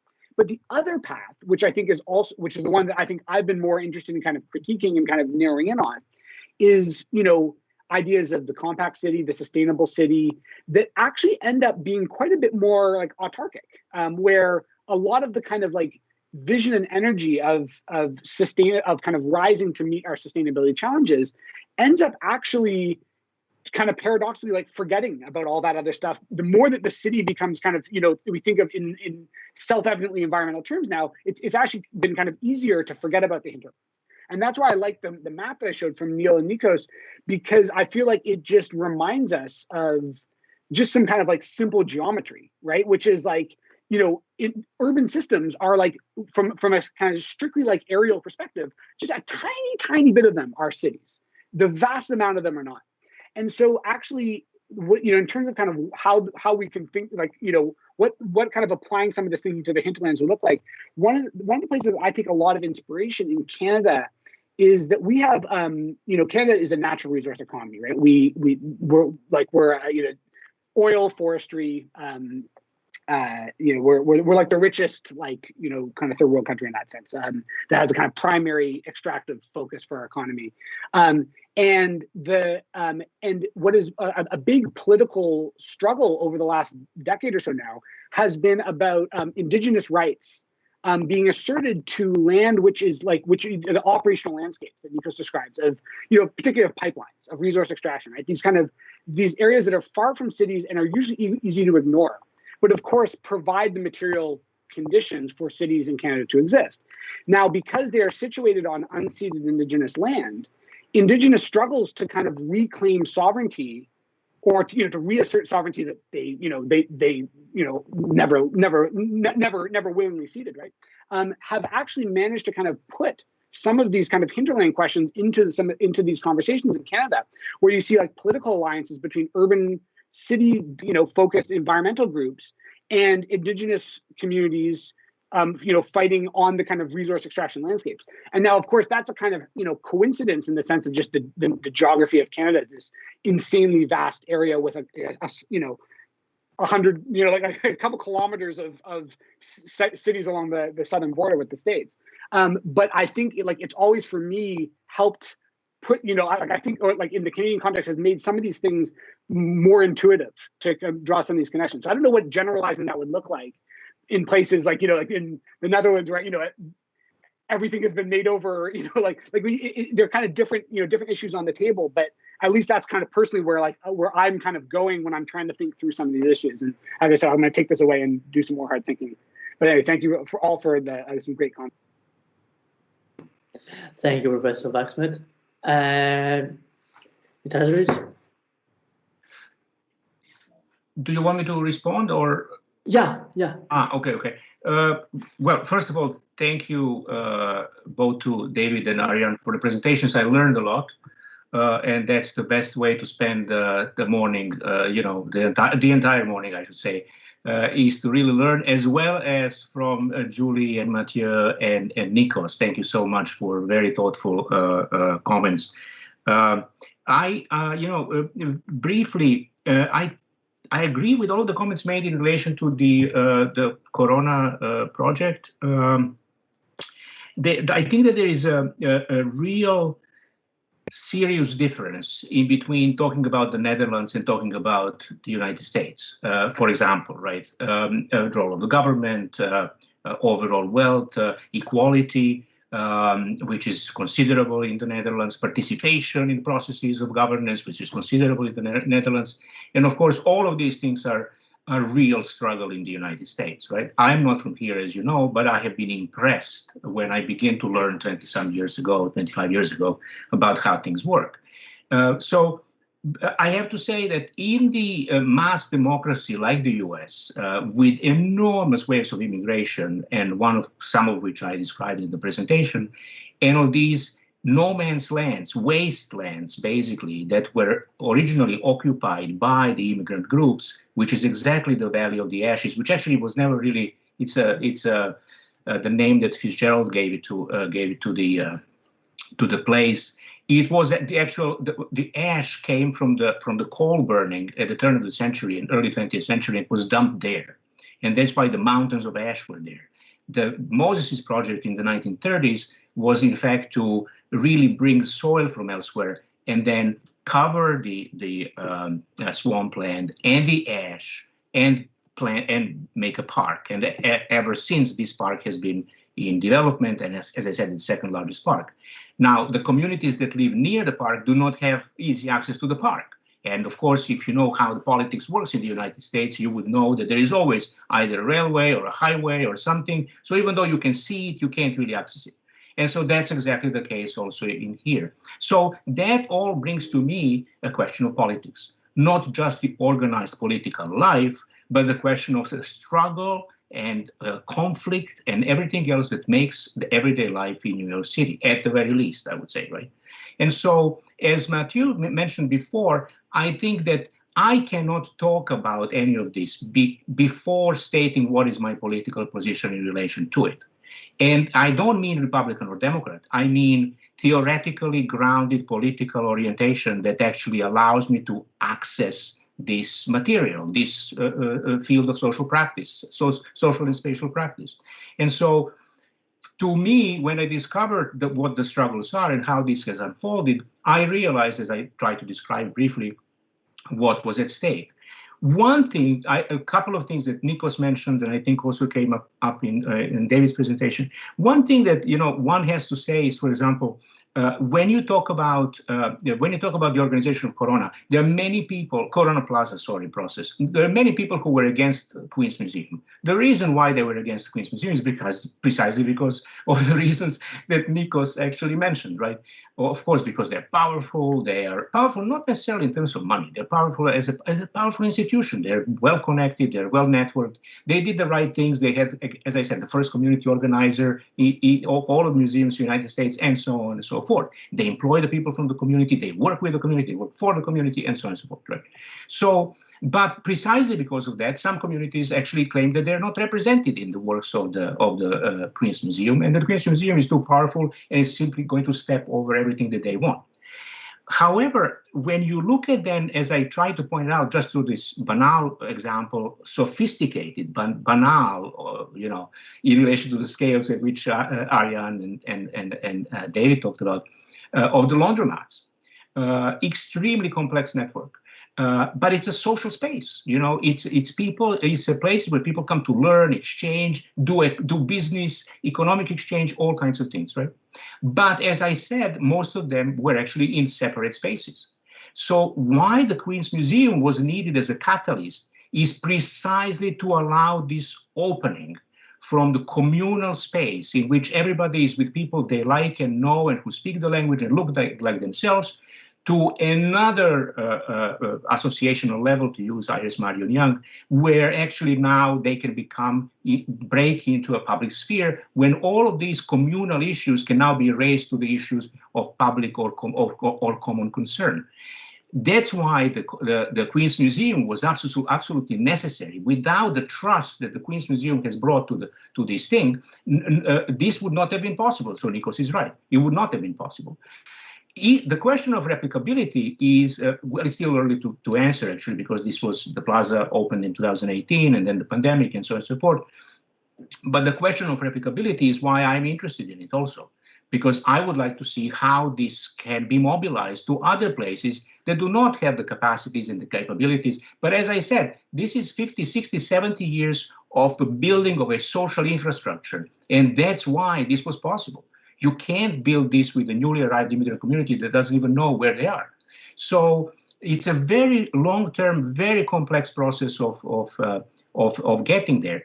Finally, I just want to say one thing. One of the exchanges that I quite enjoyed, and I know that at least some of you are very familiar with it, between Neil Brenner and Anana Roy, in terms of what is urban in the, in critical urban theory, and what is critical, but more important also what is urban. And her argument was, of course, that to be urban, but I'm of course obviously simplifying the argument, but to be urban really is also to be governed in a particular way.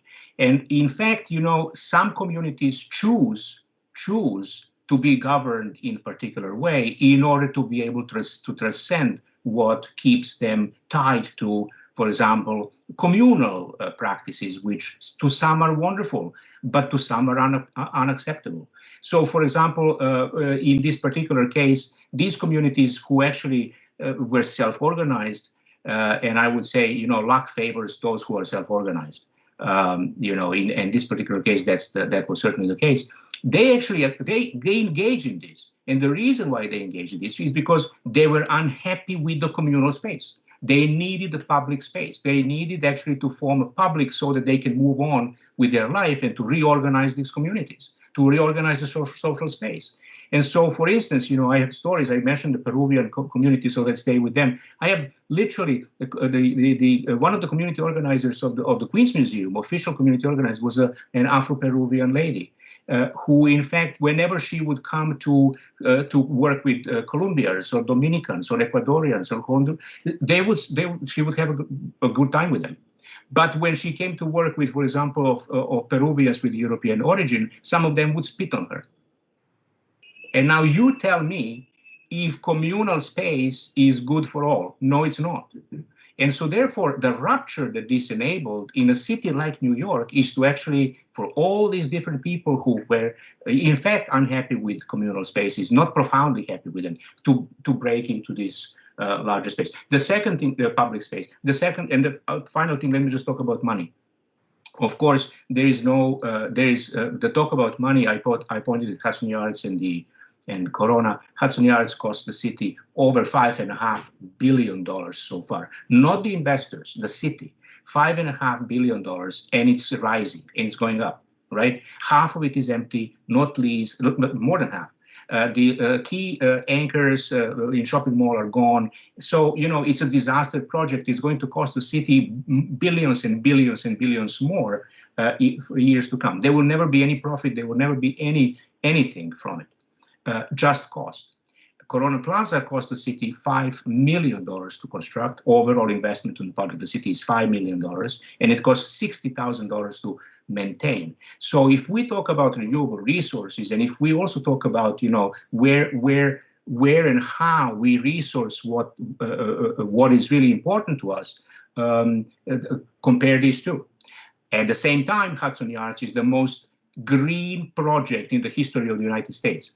The technology built into Hudson Yards is exemplary.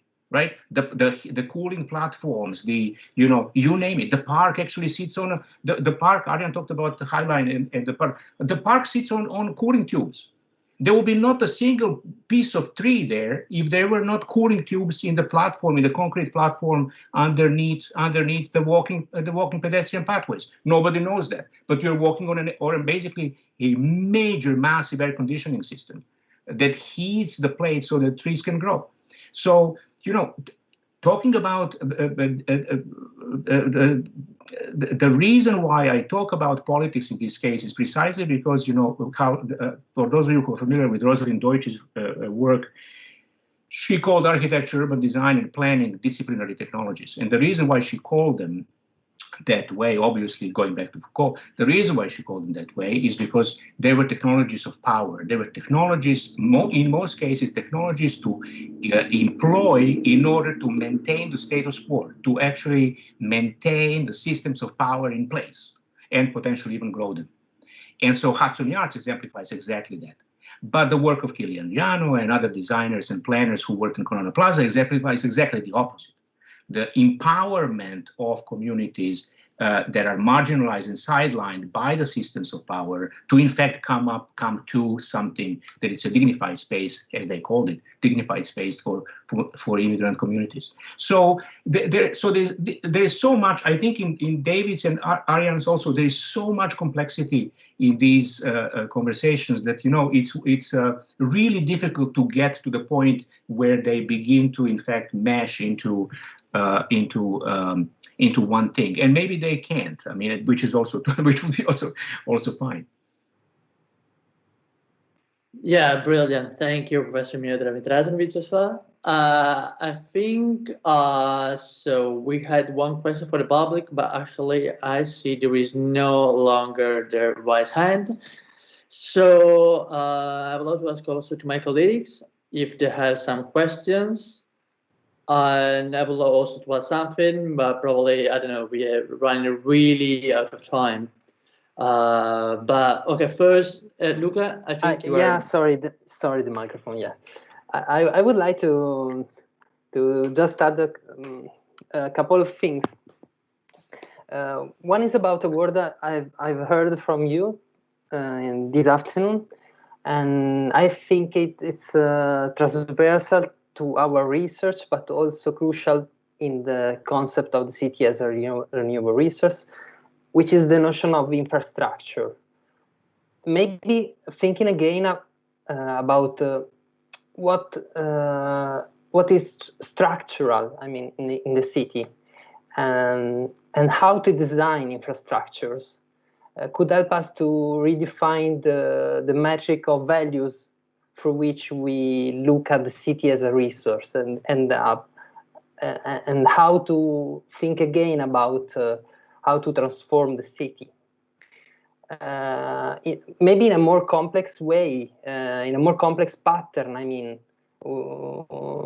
not in a specialistic way, thinking about these structures in per se, each other layered, but maybe in a pattern which is more complex and dealing more with different practice and different perspective, let's say, the human one and the practice, the practice of the in the sense the Professor Miodrag said. The collective practice in the public space, for example, but also about other perspective on the structure in the city, let's say in a more complex way in which we, for example, design the sewage system maybe in a more complex way with the nature working with this kind of system. So I would just to try to discuss with you these keywords which we inherit from the past, from the last century, but maybe we need to discuss again about it. Elaborate. Yeah, thanks. And I will leave the space also to answer, to get back to this suggestion from Luca, if anyone from you. Well, yeah, I could for sure. Well, I once rephrased the famous quote by Lefebvre of the right for the city, that it feels like the right to infrastructure. That's something which is almost equal. And I think that infrastructure is one of the biggest planning paradigms of today. So it is a lock-in, to say so in another way. Look, for instance, to the Belt and Roads Initiative by China, and it's again such a. I mean, we are really locked in these kinds of. So I'm afraid to frame infrastructure as the solution. It sounds strange from my perspective because I showed a lot, but I really would like to question. I think we should, and it relates also to the notion which I think Judy brought up, that you should restart thinking in the place, and not in. It's interesting that in 2015, UN Habitat defined prosperity on 5 key indicators, and they introduced for the first time infrastructure development as a key indicator for prosperity, which is insane. So your prosperity is defined by your infrastructure development. And so in other words, you could say, well, your dependency on other areas than the place, which is it's a bit I think part of the problem, if you ask me. But it's just an observation. Yeah. Somewhere else. I fully agree. Very briefly, fully agree. Yeah. There is something that I use infrastructure more as not necessarily as only a material artifact, but also as a relational object or relational system. But what I wanted to say, just in relation to what Ariane just said, the reason why I'm very cynical about UN Habitat in general. So I would just say that the reason why they need to add infrastructure in is because then that becomes built into the matrix of prosperity, of the city prosperity that they also have. That then gets built into the evaluating criteria, and that, of course, that's how then the Rockefeller Foundations and the World Bank and the everybody else gives money to. So that's how direct foreign investments are shuffled through the notion of infrastructure, and then infrastructure becomes what? I mean, it becomes basically an oppressive system that we don't want. And so therefore, yes, I fully agree. I am also extremely skeptical in that sense of particularly the kind of the planetary, to now to use the term that I'm not working on planetary urbanization, but nevertheless, the planetary, kind of approaches to infrastructure, Chinese, particularly, and so on and so forth. Yeah. I would love only to add one thing. I think Nikos Katsikis before said something like, but which is, or what is the optimal real landscape in order to close the loop, isn't it? And I think actually that kind of optimal real landscape in order to close the loop doesn't exist, as long as we're still running in this kind of, which actually I'm still a little bit skeptical on this definition of circular economy, because actually I do not believe, as long as we're running with the same circular economy, we are quite far. Actually, also Professor Van Timmeren revealed at the beginning, and at a certain point say we are quite far from the real circular economy, if I'm not mistaken. Because and I think the problem lies on that some expertise call the era of R, where the circular user economy maintaining value, quality, and quantity of stuff in order to get inside the era of what some expertise call the era of D. So where the highest competitiveness and profit or potential of circular economy per se may lie on the some policies to delink assemblies, the polymerize, the alloy, the laminate, the vulcanize, the common materials in order to recover atoms, if you want to speak, in a materialistic and juristic way for reuse. So I do not think also to relegate only the West Capes only as a resource pool in order to regenerate, in a way, new landscape or new materials. I think that it's not only the one solution or the only solution. As long as we can change this kind of shift, as long as we be able to shift this paradigm and to say, okay, everything, all the spaces actually are potential resource pool. If we really move to create new material, otherwise we're gonna stack, with the same stock, we're stuck with the same quantity. Yeah, obviously we're gonna change, probably we're gonna take from somewhere, we're gonna put it somewhere else, and probably reutilize, reuse that kind of material. But in the same way, we're gonna use the same material.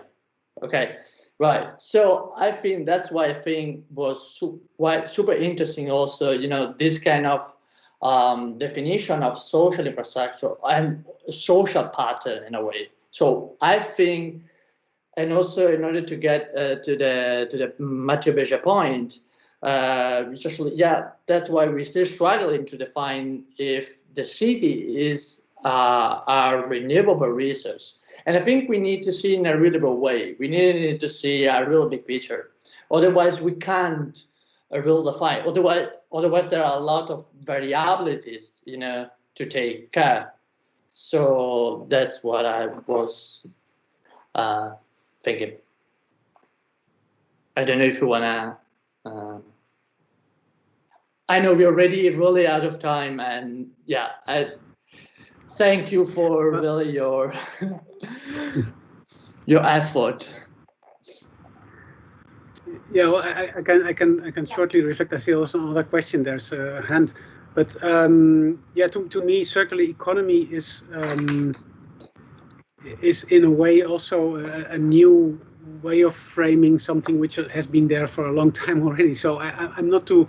What I think is brought in by circular economy is they try to connect the economy to circularity, to what says it, and thus, let's say, the whole problem which was Miodrag was already mentioning before, that to really change, let's say, to find solutions, we have to change the economic system mostly. Oh, yeah, sure. And that's what it is about mostly. So it's about values. It's about finding other values, and among that, social values are the top priority for sure. But I think But if you look at circular economy as a concept, like we do sometimes from an industrial ecology perspective, just in input and output and throughput and stocks, I think we are not going to achieve a circular economy in the coming decades. Yeah, exactly. But if we are able to rephrase and to redefine new values in other ways and to include it into the evaluation schemes, then we might come into a more sustainable kind of equilibrium, which is dynamic. It's a moving target, so it's not something. It's not that we can tomorrow. It's the image which David showed, the green, the city in China. I think this was a city that was built for I think 80,000 inhabitants. This image you showed of former farmers who were shown a very green city to make them, let's say, want to live in this area. But there's a lot of studies being done on these kinds of moving from farmers to these kind of new settlements, and the social time bombs so it's horrible consequences in the social dimension of these people, who are they have security, they have all kinds of services, but they lack their piece of land, and they lack, let's say, the sake for being. And I think it's really interesting to. So I think circular economy, to me, it's mostly about values. Redefining values, other kinds of values. Yeah. Long answer, but sorry. Yeah. I'm sorry just to butt in, but I'm afraid I have to leave. I've got a 1:30 appointment here in Montreal that I must be at. So I have to run now. But thank you so much for such a great conversation today. It was really great to learn so much from everything. Thank you to you too. Thank you, David. Really, thanks to being with us today. So let me just then add to this just one thing, and that's precisely why that's a political project. because after all, it is about values, and it's about because you have to figure out what is renewable, what is renewed, what is not renewable, what is desirable, what is possible, what is plausible. You know, I mean, all of those things. And when you get to that negotiation, then of course that's where the political emerges. And so there is no way that this project wouldn't be political. Let me just say that Hatsune Arts and Bloomberg administration in general was called non-ideological and non-political, which of course is the highest cynicism possible. I mean, how can you go further than that? You know, and so you know, but therefore, you know, yes, it's a political project. There's no doubt about it. Yeah. That's it. Also, during the session of this morning came out, you know, the political body, the meaning of, you know, the political meaning of the urban project. I think, that was the most word used during this morning session as well. Yeah. So if I'm real sorry. Actually, we had to go till, you know, an extra 30 minutes. I think was worth it, as, you know, in a way as well. And I don't know if someone else will allow to add something in order to close, or I think the Giacomo, microphone, Giacomo. Raise the hand. Yeah. Microphone. Sorry.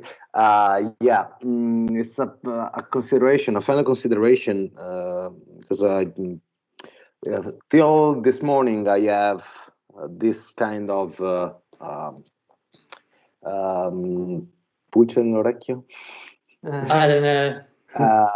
Just a hint that resource for who or for what or where probably is not the proper question, and all the discussion of this afternoon confirmed in my mind that is still for which system, and not only talking about resource, talking about sustainability, talking about climate change, talking about the circularity. We can't have circularity in a real circularity or a real metabolic flow tracing if we're working, I think, in a paradigm of still growing, still politics of the northern countries. And I think that I have the sensation that probably we are talking of something that we cannot imagine today, because still we are working on a hypothesis that still the values are following the rule that we are criticizing. That's what I mean. I don't know if it's clear, but I'm quite disillusioned about all these metaphors and discourse that we had. Not criticizing them. I don't mean that, but I'm kind of I have the feeling that still we have to wait a longer time to see some changes on the spaces, on the society, and then we can talk about resource. That's a quite pessimistic note to end. Yeah, because we're running out of time. I mean, if you want to talking about, you know, it's from the 70s that we talk about this kind of crisis, and still 50 years after we are here, and we have how many years? 30 left. So yeah, we I don't know. It's pessimistic. I don't know if it's pessimistic or realistic. I don't know, but I don't see that big movements in proper times right now. Well, yeah, I think I'm a bit more optimistic, to be. Thank you. But, because you can also say, well, I think in the early 70s, of course, we had already the limits to growth publications. They started more or less then, And of course, they predicted a lot of things which were true, like the pandemic and those kind of things, which they're all in those kind of scenarios. But they were also wrong in the timing, and I think it is time which will buy us solutions in a way. So we are quite creative still. So I'm in a way optimistic for that from the perspective. So so we need to buy time, to put it in other ways, and that's what we have been doing since the 70s. And it's not going well in all its aspects, but yeah, you can also look at the half-filled glass of wine, of course. And I tend to be willing to do this one. And I think, indeed, the basic problem is indeed you cannot change it without changing the system. That's the baseline, which includes the political system, and that's also the hardest one. Actually, it's harder than before, to be honest. I think in the 70s it was easier to change the system than now. Very easy. Yeah, I think as long as we can't change, the system or this kind of system. I mean, we was talking about, for years and years and years. But at least, I mean, we are talking about this. I mean, no, but just look, never happened on the past. Yeah, but look, for instance, at how we are coping with COVID now. It's by pumping in capital. It's by, let's say, creating a future problem, because this is all going to be with a grab back in a couple of years. This is going to put a lot of burden on the next generations, and therefore on potential alternative solutions. So again, it really, so the system, it looks very good for the short term. Now we are saved and people have jobs, and I'm not sure if it's very so. But I think if there's a moment to change, it's now due to this kind of COVID context, and many people say so, of course. But I also have to be realistic that it's. I'm not sure whether it will really happen, based on this kind of claims, future claims through the money, let's say, spent now. But to come back to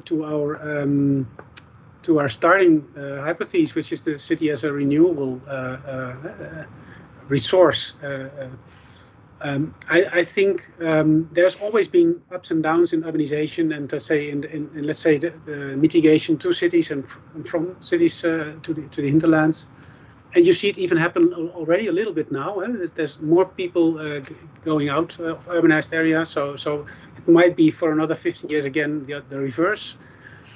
But overall, of course, it's this equilibrium between the two, which is actually our basic balance. So which makes that we can continue live in an increased way of prosperity. And we shouldn't forget about that. So our prosperity, overall, it has risen. Of course, there's a lot of places and people where it doesn't hold for. But I think I think that this time that's something which gives us still. We are running out of time. You said, Giacomo, but at the same time. And I'm sure you didn't mean today's session time, but I'm sure you meant the other way of running out. But I think, that actually there's a lot of change going on at the moment. For instance, when I notice there's a lot of change in the new generations approach. So it is inherent. It is there, and it's just a matter of time. And I see it in a positive way. So I always say I don't have to teach my teacher. I don't have to teach the students. I have to teach mostly my teachers, because I think it's a generational problem. Yeah, that's true. That's true. That's what the optimistic view that we needed was just a kind of not that pessimistic view, was like a suggestion, because sometimes we need that kind of reminder that we are still on time, and that we probably just show a way to other generation. Thank you very much. So thank you all for being here today with us. It was a really long journey, especially for us, but in general speaking, it was a really long journey, but finally we got to an end. So thank you very much, Rolly. Thank you guys for coordinating that, and good luck with your projects. I know it's difficult to do self-motivate yourself on the PhD research during these times, but hopefully with some community spirit it gets better. Thank you very much, Robert. Yeah, thanks a lot. Thank you for the invitation. Thank you guys. Thank you. Have a good weekend. Bye. Thank you. It's been a pleasure. Bye. Bye. Thank you to all let's thanks all the Iuav staff that helped us during this exactly. occasion. We especially talk about Laura Moglia, Mirko Bobo, and the help desk that helped us to fulfill our purposes. Thank you very much again. And thank you, of course, to our PhD school and Maria Chiara Tosi and our board. Yeah, please let me say some very few words. I want really to thank everybody, the invited speakers, the discussants, the PhD students, and all the people that have been with us in these 2 days of the masterclass. And I think that we have filled in a lot the archive of ideas of our PhD, so we can see the new PhD thesis in the next decades. So thank you very much, everybody. Only one quick instruction. We're still waiting some disclaimer. We sent you an email, a form to sign for video rights and blah blah blah. So if you just forward us with this signed disclaimer, it's gonna be great. I'll have a look. Yeah. Okay. Thank you very much. Thank you. Bye. Thank you. Bye. I hope to see you soon, everybody, physically. Goodbye. Bye. Bye.